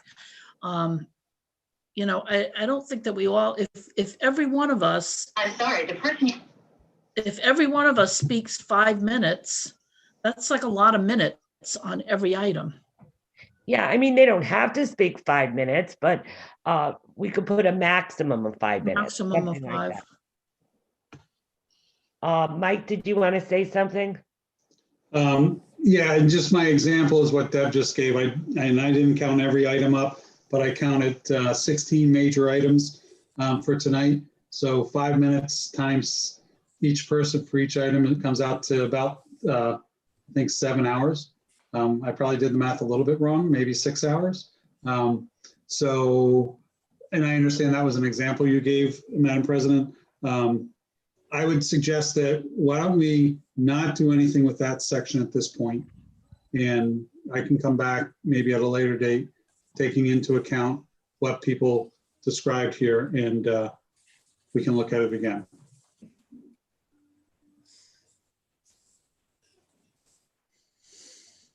So you're withdrawing that D?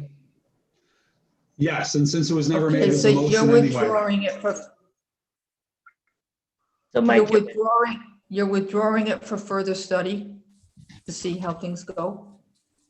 Yeah, I mean, we never made a motion on it anyway, so yeah. Okay. all right.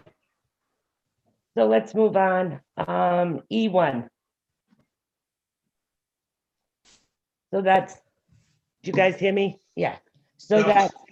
that's Yeah. the public speaking for 3 minutes. So again, the rationale is very similar. And I think I explained myself in the last piece around that. 3 minutes, I think, is ample time to get your point across if you're prepared for it. Again, my experience with legislative committees is most of them would give you about 3 minutes to speak. Sometimes, depending on the subject, they may have extended it. And, the council can always vote to extend a person's time.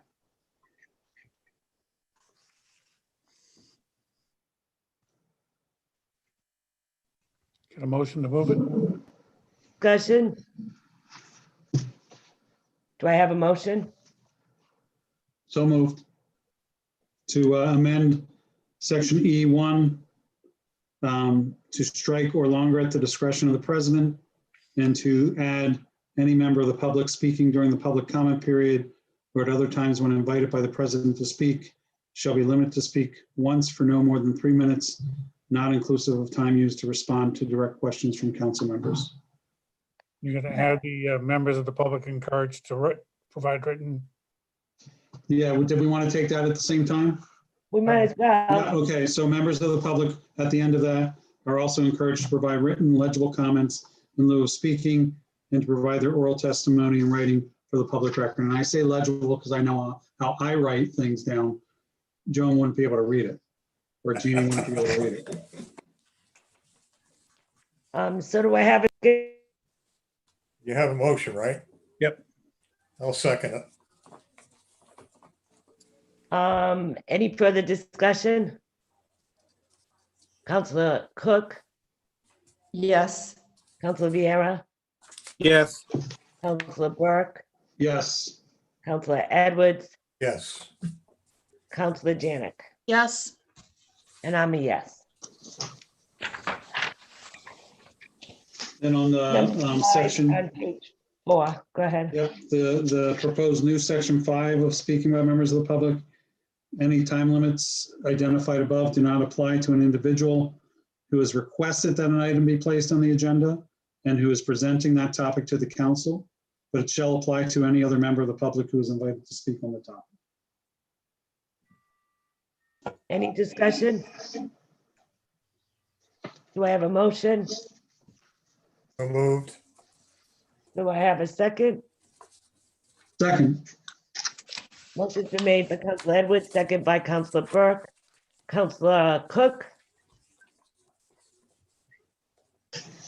Counselor Cook? Oh, yes. Counselor Vieira? Yes. Counselor Burke? yes, Counselor Edwards? Yes. Counselor Janick? yes, And I'm a yes. then, Madam President, should I move on? Yes, page 5. So moving on to page 5, meeting agenda for the second paragraph, striking the language that you see. I won't read everything, but it relates to the town clerk determination of what's appropriate and not for the agenda, and puts that in the hands of the president or designee as intended by the charter from my perspective. Which is really the practice. That's what has always happened. Do I have a motion? So moved. Second? Okay. Who I'll seconded? second. Jay moved, I second. Okay. Any further discussion? Counselor Cook? Donna?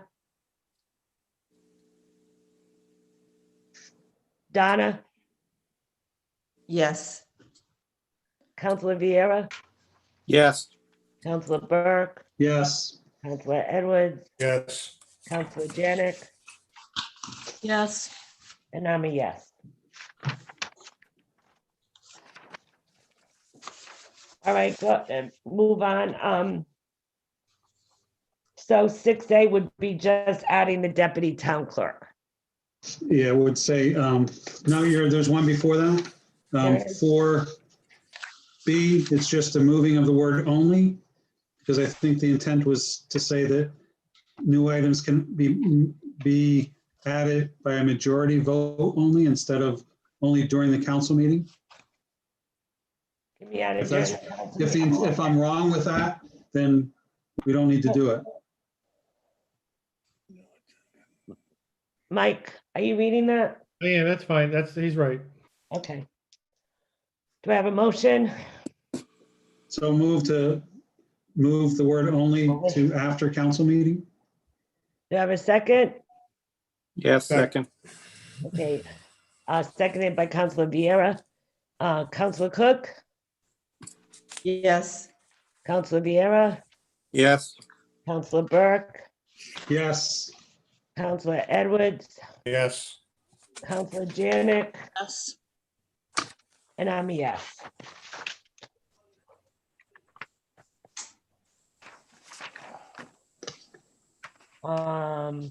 And so now we're gonna do 6A, which be just to add the deputy clerk. Minutes Well, shall there's, be kept at all meetings of the town council by the clerk or the deputy clerk. Any questions regarding that? I have Do I one. have Go ahead, Donna. Mine's just, can you hear me? Yes, yes, Mine is a kind of an edit. It says second sentence by the town clerk or the deputy town clerk. Shouldn't it be that? Yes. Yes. Okay. The only problem with this that I see is sometimes in executive session, we have not had the clerks there. And it's been a member of the council that's done it. And I've taken minutes before at an executive. So this specific, I can't think of why we did that. And it might have to do, it had something, I'm not quite sure why. But do we really want to limit it that way? So right now, we're limiting it to the clerk. Yeah, I know. So And I it's think the time- pro tempore takes care of that after that, Oh, okay. I think. Yes, you're right. I'm sorry, you're right. Chris, So isn't this section in conformance with the law that the clerk maintains the minutes? It's not who takes them, it's that it kept with the town clerk. I don't think that we're speaking about who takes the minutes. We're speaking about where they're kept. Oh, okay. That's That's true. what I thought. True. Yeah. you're right, Okay. you're right. Then we don't need to do this. Yeah, I was confused about that. Thank you, Chris. No problem. Thanks. My understanding is anybody can keep the minutes or can take the Anybody can minutes. Take the minutes, but minutes. who, yes, you're right. Oh, yes. All right, so we can move on. We don't need to worry about that. Okay.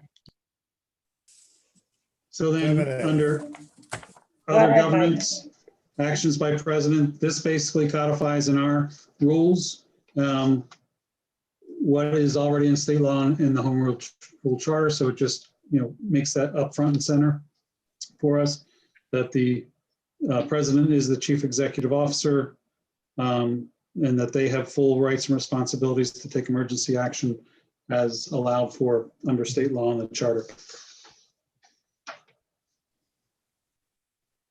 Any discussion? Motion? To make a motion to, go ahead, Jay. So moved. Or do you Second. want me to do it the long? No, it's okay. Anyone wants, anyone? Second. Second, okay. Donna,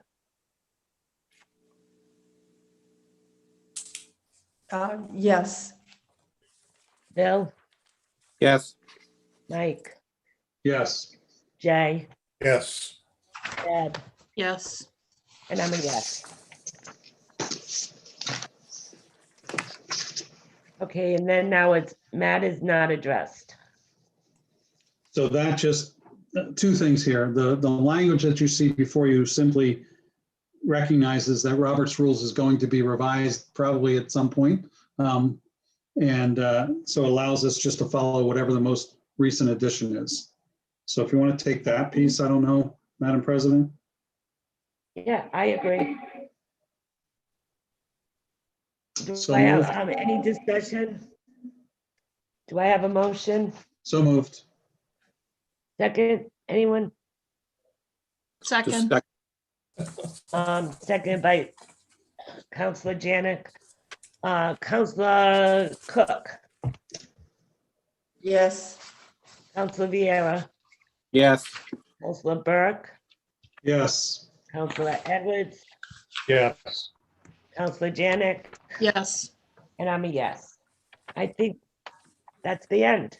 So the other piece, Madam President, is my comment to the right, which I didn't provide language for because I wanted to get a sense of the body. My sense is from our meetings is that we would like to have a little bit of flexibility, a little more flexibility than what Robert's Rules provides. So my offer is that I will meet with Solicitor Marcello and maybe come up with some of those flexible rules around process and bring them back at a future meeting. That'd be fine with me. Any objection from the rest of the council? No. No objection. All right. Mike, Okay. thank you very much for doing this. You're welcome. Last thing is make sure that we change the date at the top. Yep. Okay. Page Got number, that, Joan? and page number correctly. Oh, yes. Yeah. You don't want them all page twos? It may have been how my printer printed it. I don't know how that happened, but okay. All right, announcements, comments, and discussions. Town Donna admin- had something. Donna had something, Madam President. Oh, I'm sorry, Donna. I just want to make sure that this is posted, the latest edition with the amendment on the website under town council, because it hasn't been done correctly. I mean, you get something that's 4 years old that's been amended, and you look to get the latest thing as a regular citizen and even as a counselor, and it's wrong. So I'm just hoping that it's posted, the new amended one, Joan. I'd appreciate it. I was just gonna say, we'll give Joan that task. Yep. Okay. Who does it? Well, Anyway, it that's usually all. is the clerk that passes it to Dave Roberts, and Dave Roberts puts it on there. Yeah. it needs Okay, to so be we'll on make, there. It so we'll make sure that Chris makes sure that Dave puts it on there once received by Joan. That'll Okay. work. That'll work. All right, thank you. That's it. Thanks. Anyone else?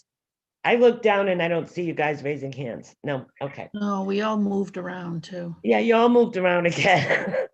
Everyone's changing seats. I don't know how that happens. I don't know, but it's very confusing when you're trying to get votes. I know. Announcements, comments, and discussions, town administrator updates on CARE Act funds. So as part of the budget reconciliation for the FY21 budget, and with the end of the December 30th coming, where is an expiration of the CARES Act monies, the governor allocated $136 million of CARES Act monies to go to the cities and towns. Tiverton will be getting $470,000 of it, but it's not what we think it is. After a lot of, this is like an 11-page memo that came out. She's basically done is she's backfilling motor vehicle tax revenues to the tune of about $350,000 in other aid. So there's really about $100,000 worth of free money out of this allocation of monies. With this comes a problem that I have is that we have to justify these with unbudgeted expenditures, which creates a little bit of a conundrum for me because we budgeted all of our expenditures. But because she's now cutting, in essence, she's cutting what we were anticipating for revenues, I believe we have grounds to say that we are unfunded, even though she's backfilling it now with CARES money. So the piece that she's backfilling will become the piece that will be what we have as unbudgeted expenditures. And the only monies that we can really use to subsidize and justify the use of these CARES monies is public safety monies.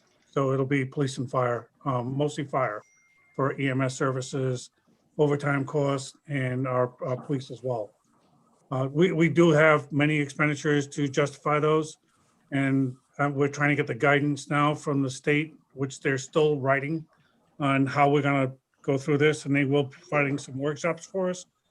But in the end, what we did get, just so that one of the things that we argued about since actually since May is a guarantee that what was ever in the funding formula that we would receive for our educational aid, our housing aid, our motor vehicle rebates, all those component pieces are being funded fully.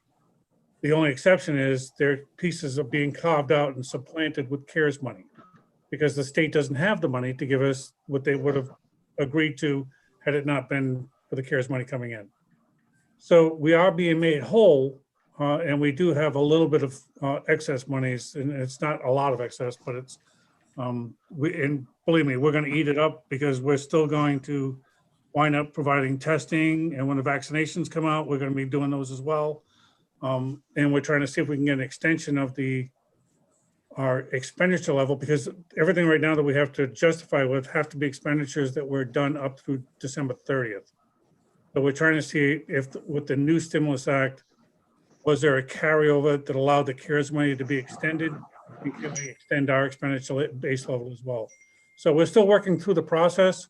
So it's good news all around that we are being at least level funded. And we do have a little bit of excess monies that we can use to help deal with our testing mechanisms and our vaccination mechanisms when they come to fruition. So I just wanted to bring you up to speed on where we were with that. Deb? So is that money that's coming, is that just for the municipal side, Yes, or is there yeah. separate for the schools? It is only for the municipal side. There are monies, to my understanding, that came in originally that we used from the CARES money to subsidize some monies for the schools. It wasn't much. I believe it was like $240,000 they received. But in this last stimulus funding, there is a significant amount of money that's coming into the state. We have yet to see how it's getting carved up to go and what mechanism it's going to get to the schools. But this latest one with the $600 payment that's going to direct to people, there is a very large sum of money that is being going to education for implementing the PPE, the plexiglass, the openings, the distance learning. No, I won't speak for the school superintendent or the administration, because I'm sure that even though there is some monies coming, they are probably still going to be short. Yeah. I don't All that I don't cleaning. know. Yeah, they have significant expenditures. Right. That I did speak to the superintendent and the finance director earlier, about a month or so ago. And I do know that they are, hopefully they are made whole, but they also have a number of expenditures going forward as well. So they're still in a pickle. But these monies are strictly for what we consider to be the municipal side of the budget, that they are receiving monies on the educational side through, we believe it's coming through RIDE, but we haven't seen that determination yet.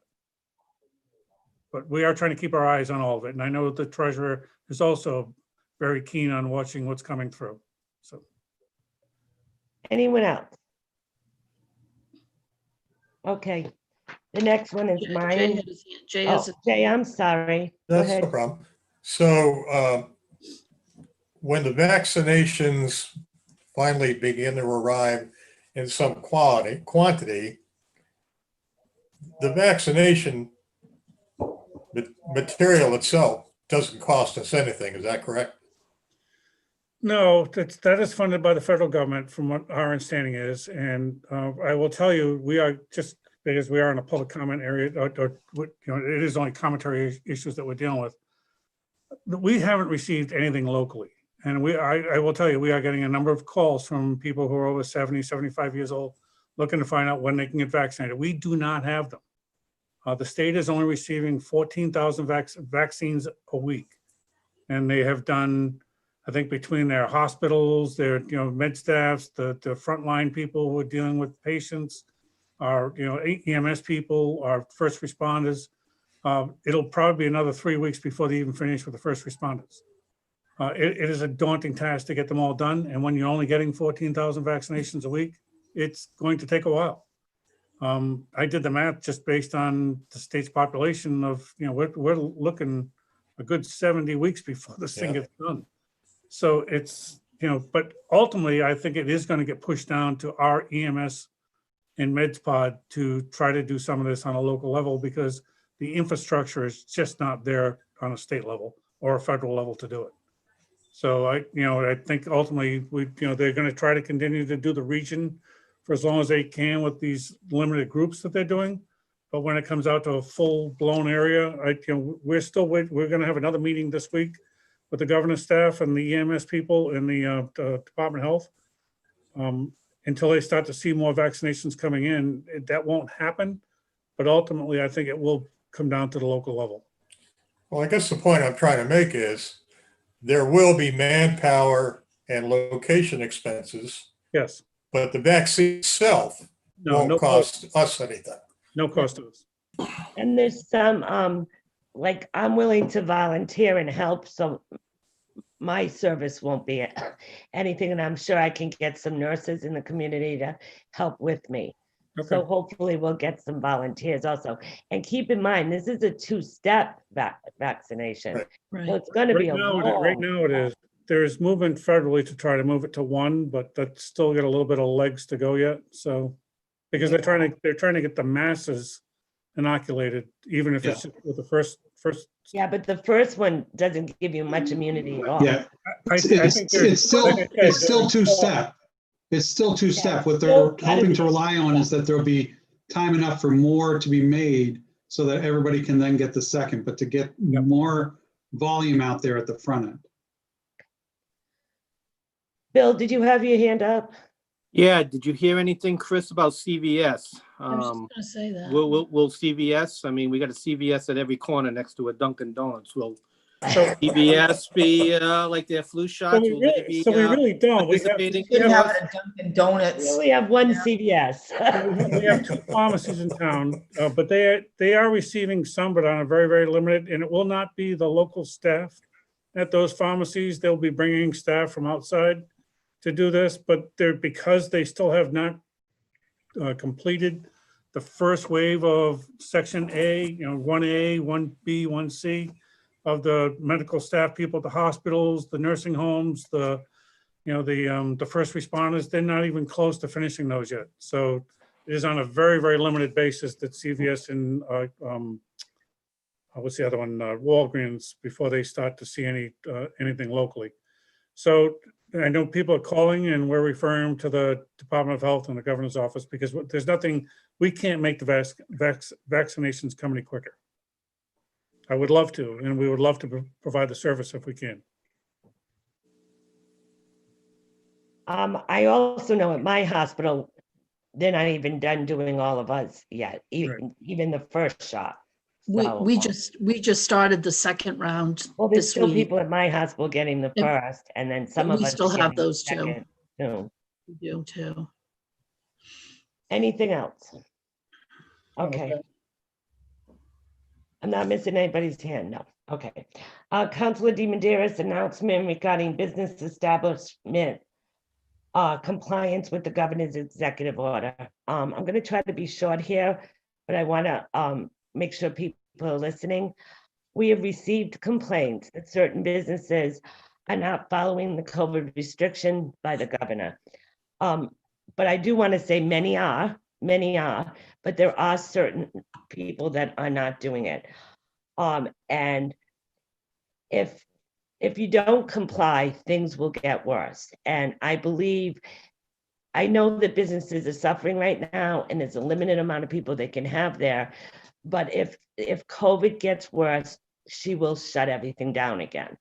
So that's why it's really important that people comply. The COVID Rhode Island Task Force are conducting spot checks and they are going into businesses. If they do find a violation, they are fining. Tiverton police are also doing spot checks to different restaurants and other places. There are some restaurants that are serving liquor at the bar. Just because you don't have stools there doesn't mean that someone that's not sitting at a table can go up to the bar and drink. That is opening your bar. And I do want to say it's the responsibility of the residents too.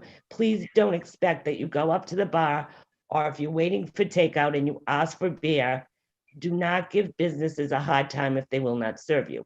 They can't serve you.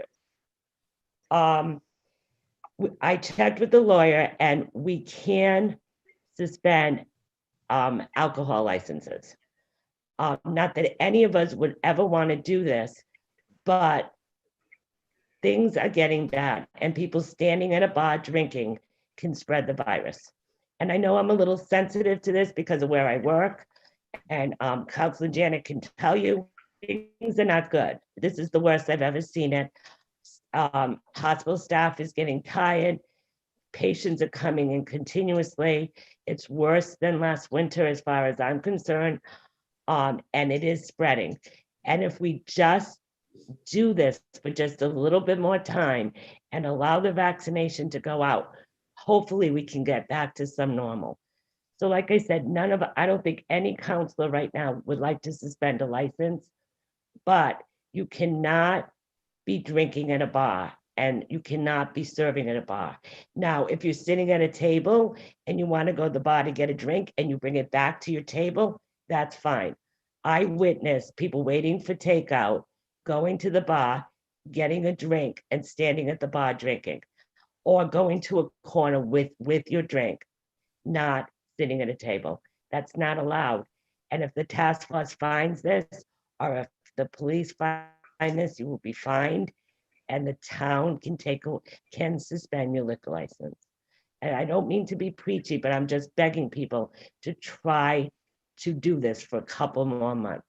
And please don't pressure any restaurant to serve you, because they're not allowed to, and you're putting their license at risk. Would anybody like to say anything else? Chris, no? Yeah, I will say that we get a number of complaints, especially on the weekends, and I'm here many times on Friday and Saturday myself, so a lot of the places get really busy on Friday and Saturday evenings, and we do get the complaints on Monday mornings as well, that people have gone into places to get takeout and have been very, very uncomfortable. And they ask us what we can do about it. And I will tell you that we refer many of these complaints to the Department of Health and to the Department of Business Regulations. They have the team, along with the state police, to go out and monitor these places. And I understand that people want to go out and they want to be able to somewhat socialize and, have meals that they don't have to cook at home. And I get all that. But it's also, there are a lot of businesses who are very stringent by their rules, and following what the governor has asked in order to stay in business. And some of them aren't, and it's somewhat unfair. So I would appreciate if most businesses could at least try to adhere to the rules that the governor sets. If not, people, we're giving the phone numbers for the Department of Health and the business regulations to those who are complaining. And we are sending our police department out to make sure that, that there's not an overcrowding, that the tables are properly spaced if at all possible. I mean, we are trying to make sure that they do comply and that they, follow what the timelines are they're supposed to be open.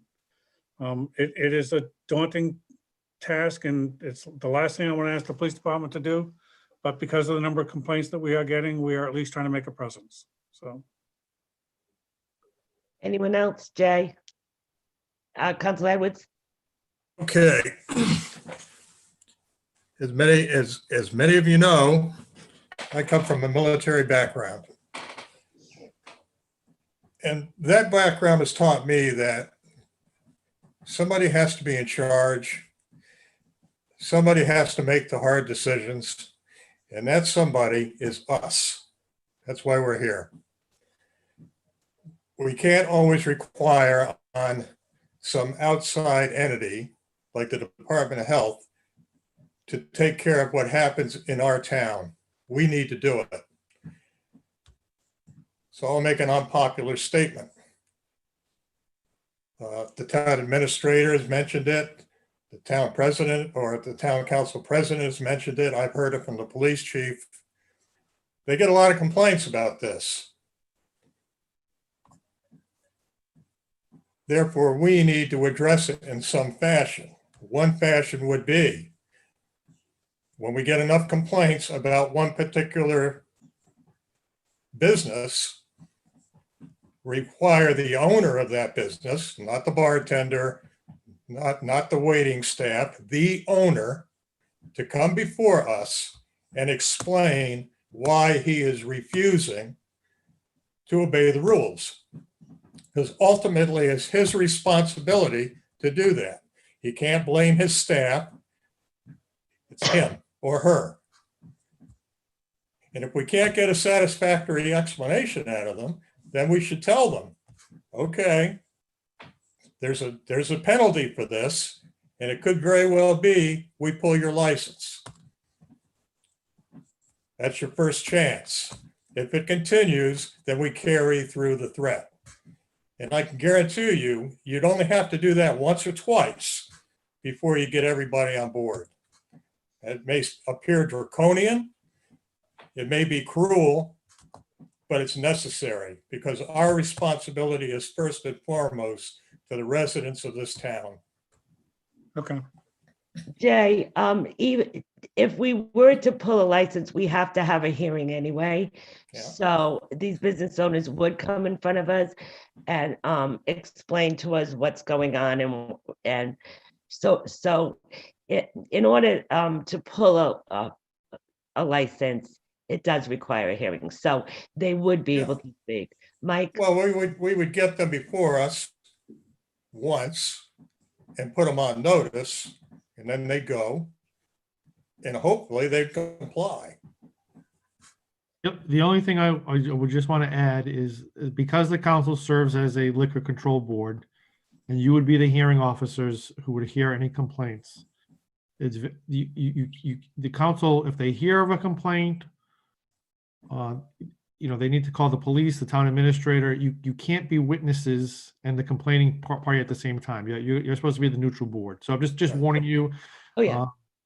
And we obviously, if we do call an owner before the liquor control board, we would have to have evidence, police reports, whatever, other people testify that this is what happened. But I just want to make sure that to the extent that you become a witness or, the other complaining witnesses, you're going to have to recuse yourself from the hearing because you can't be on both sides of the. Yeah, and I was just going to say that.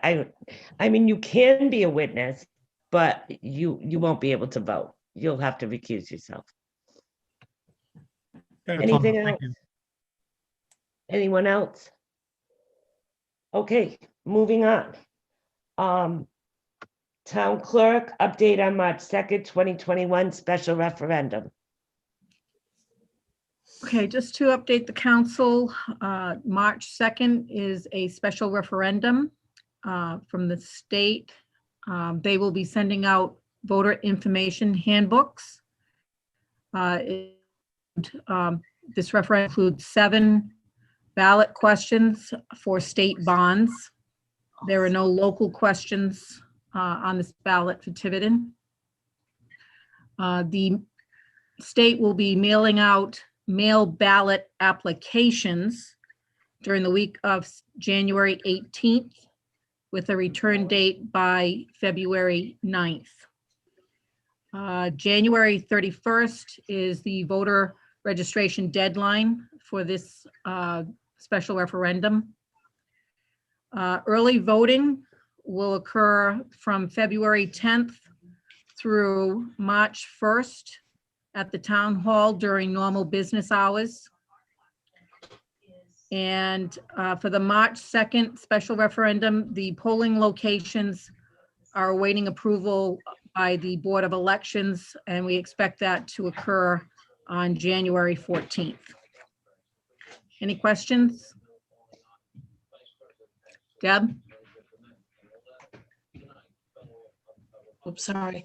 So who pays for this? Is this come out of the Tiverton budget? Because we didn't budget for this. That's a good question. They are researching some options, but have not given us any firm information as to what they will cover. And this is a required election. It's a special referendum that we must proceed with. Deb. Yeah, I understand that. Deb, we do have money in the election account because that rolls over every year. So I don't know if you probably weren't on the council when Nancy told us the amount that was in there. And it was a pretty significant amount. Not that I would want to spend it on a special election, but that money rolls over every year and doesn't go in the general fund. So there's a significant amount in there. Right, I know that, but I know that we also cut that because she said we had a sufficient amount. So we cut it when we did the budget because we didn't know this was coming. Well, I think that there's still a significant amount in there. I remember her telling me before she left. Okay. Chris? I was just wondering, in the last election, I don't know if in your clerks associations or the campuses that they spoke about any kind of grants. I think we received like a $5,000 grant for the general election, to deal with PPE issues and, things that were just unexpected that would not part of our normal elections. Mm-hmm. Are they going to consider at least trying to come up with some monies for those things as well? But that's, I know you're working through it with your associations and your canvases. So, I just ask that you continue to ask those questions. Thank you, Joan. Continue to do that. Okay. Town administrator, update on grant submittal to Firehouse Subs Public Safety Foundation. So we did, Councilor Cook had I think in, I don't know, it was late summer, early fall, had brought this to our attention. The Chief Ramos did a very good job of putting a presentation together for the Firehouse grant people about the Lucas chest protectors. Unfortunately, I think we're probably one of, I don't know how many cities and towns was, had applied, but we did not meet the criteria for them. And I think the criteria that we did not meet was because they ran out of money. I think that, we're going to reapply. We'll try it again. I just wanted you to be aware that we did apply and we did get notice that we did not receive it for this round. But as it reopens again, we'll put the same application back in again. Okay, thank you. Any questions? I just have one. Yes. Sure. Donna, how did you find this thing to begin with? Go ahead, Donna. Watching TV, it was a commercial. Really? Firehouse Subs, and they kept saying that and I was like, what the heck? After the third time, I said, well, I'm gonna go look this up. And sure enough, I said, oh, wow, this is really great. Not only there's a second component, and I'm hoping that the fire department goes ahead with this. There's also monies for students to take the EMT courses. So there's that component also, which would help. I think to apply to be a firefighter, you have to take EMT 1, and there's something else you have to take, and then you can apply to be, and it's difficult. It seems to be more and more difficult to get young people to apply to be a firefighter. So it would scholarship for a course to even take the first step would be really good. So they would have to provide that information to the schools. I mean, that would be up to the fire department to give it to the school department to disseminate it or announce it, or some way to announce it to students in their senior year, I think maybe junior year, as long as they can take it and it's paid for if they get that scholarship. We'll continue to inquire. And Donna, keep watching TV and find out more grants. Who knew? What else can you do? You're all stuck. Yeah, I know, you're stuck at home. All right, anything else? Bill had something. If no other further discussion, motion to adjourn. Do I have a second? Deb, second it. seconded. We're gonna do it by a show of hands. Second All it. in favor? Everyone in favor? Aye, aye. Aye. All right, thank you, everyone.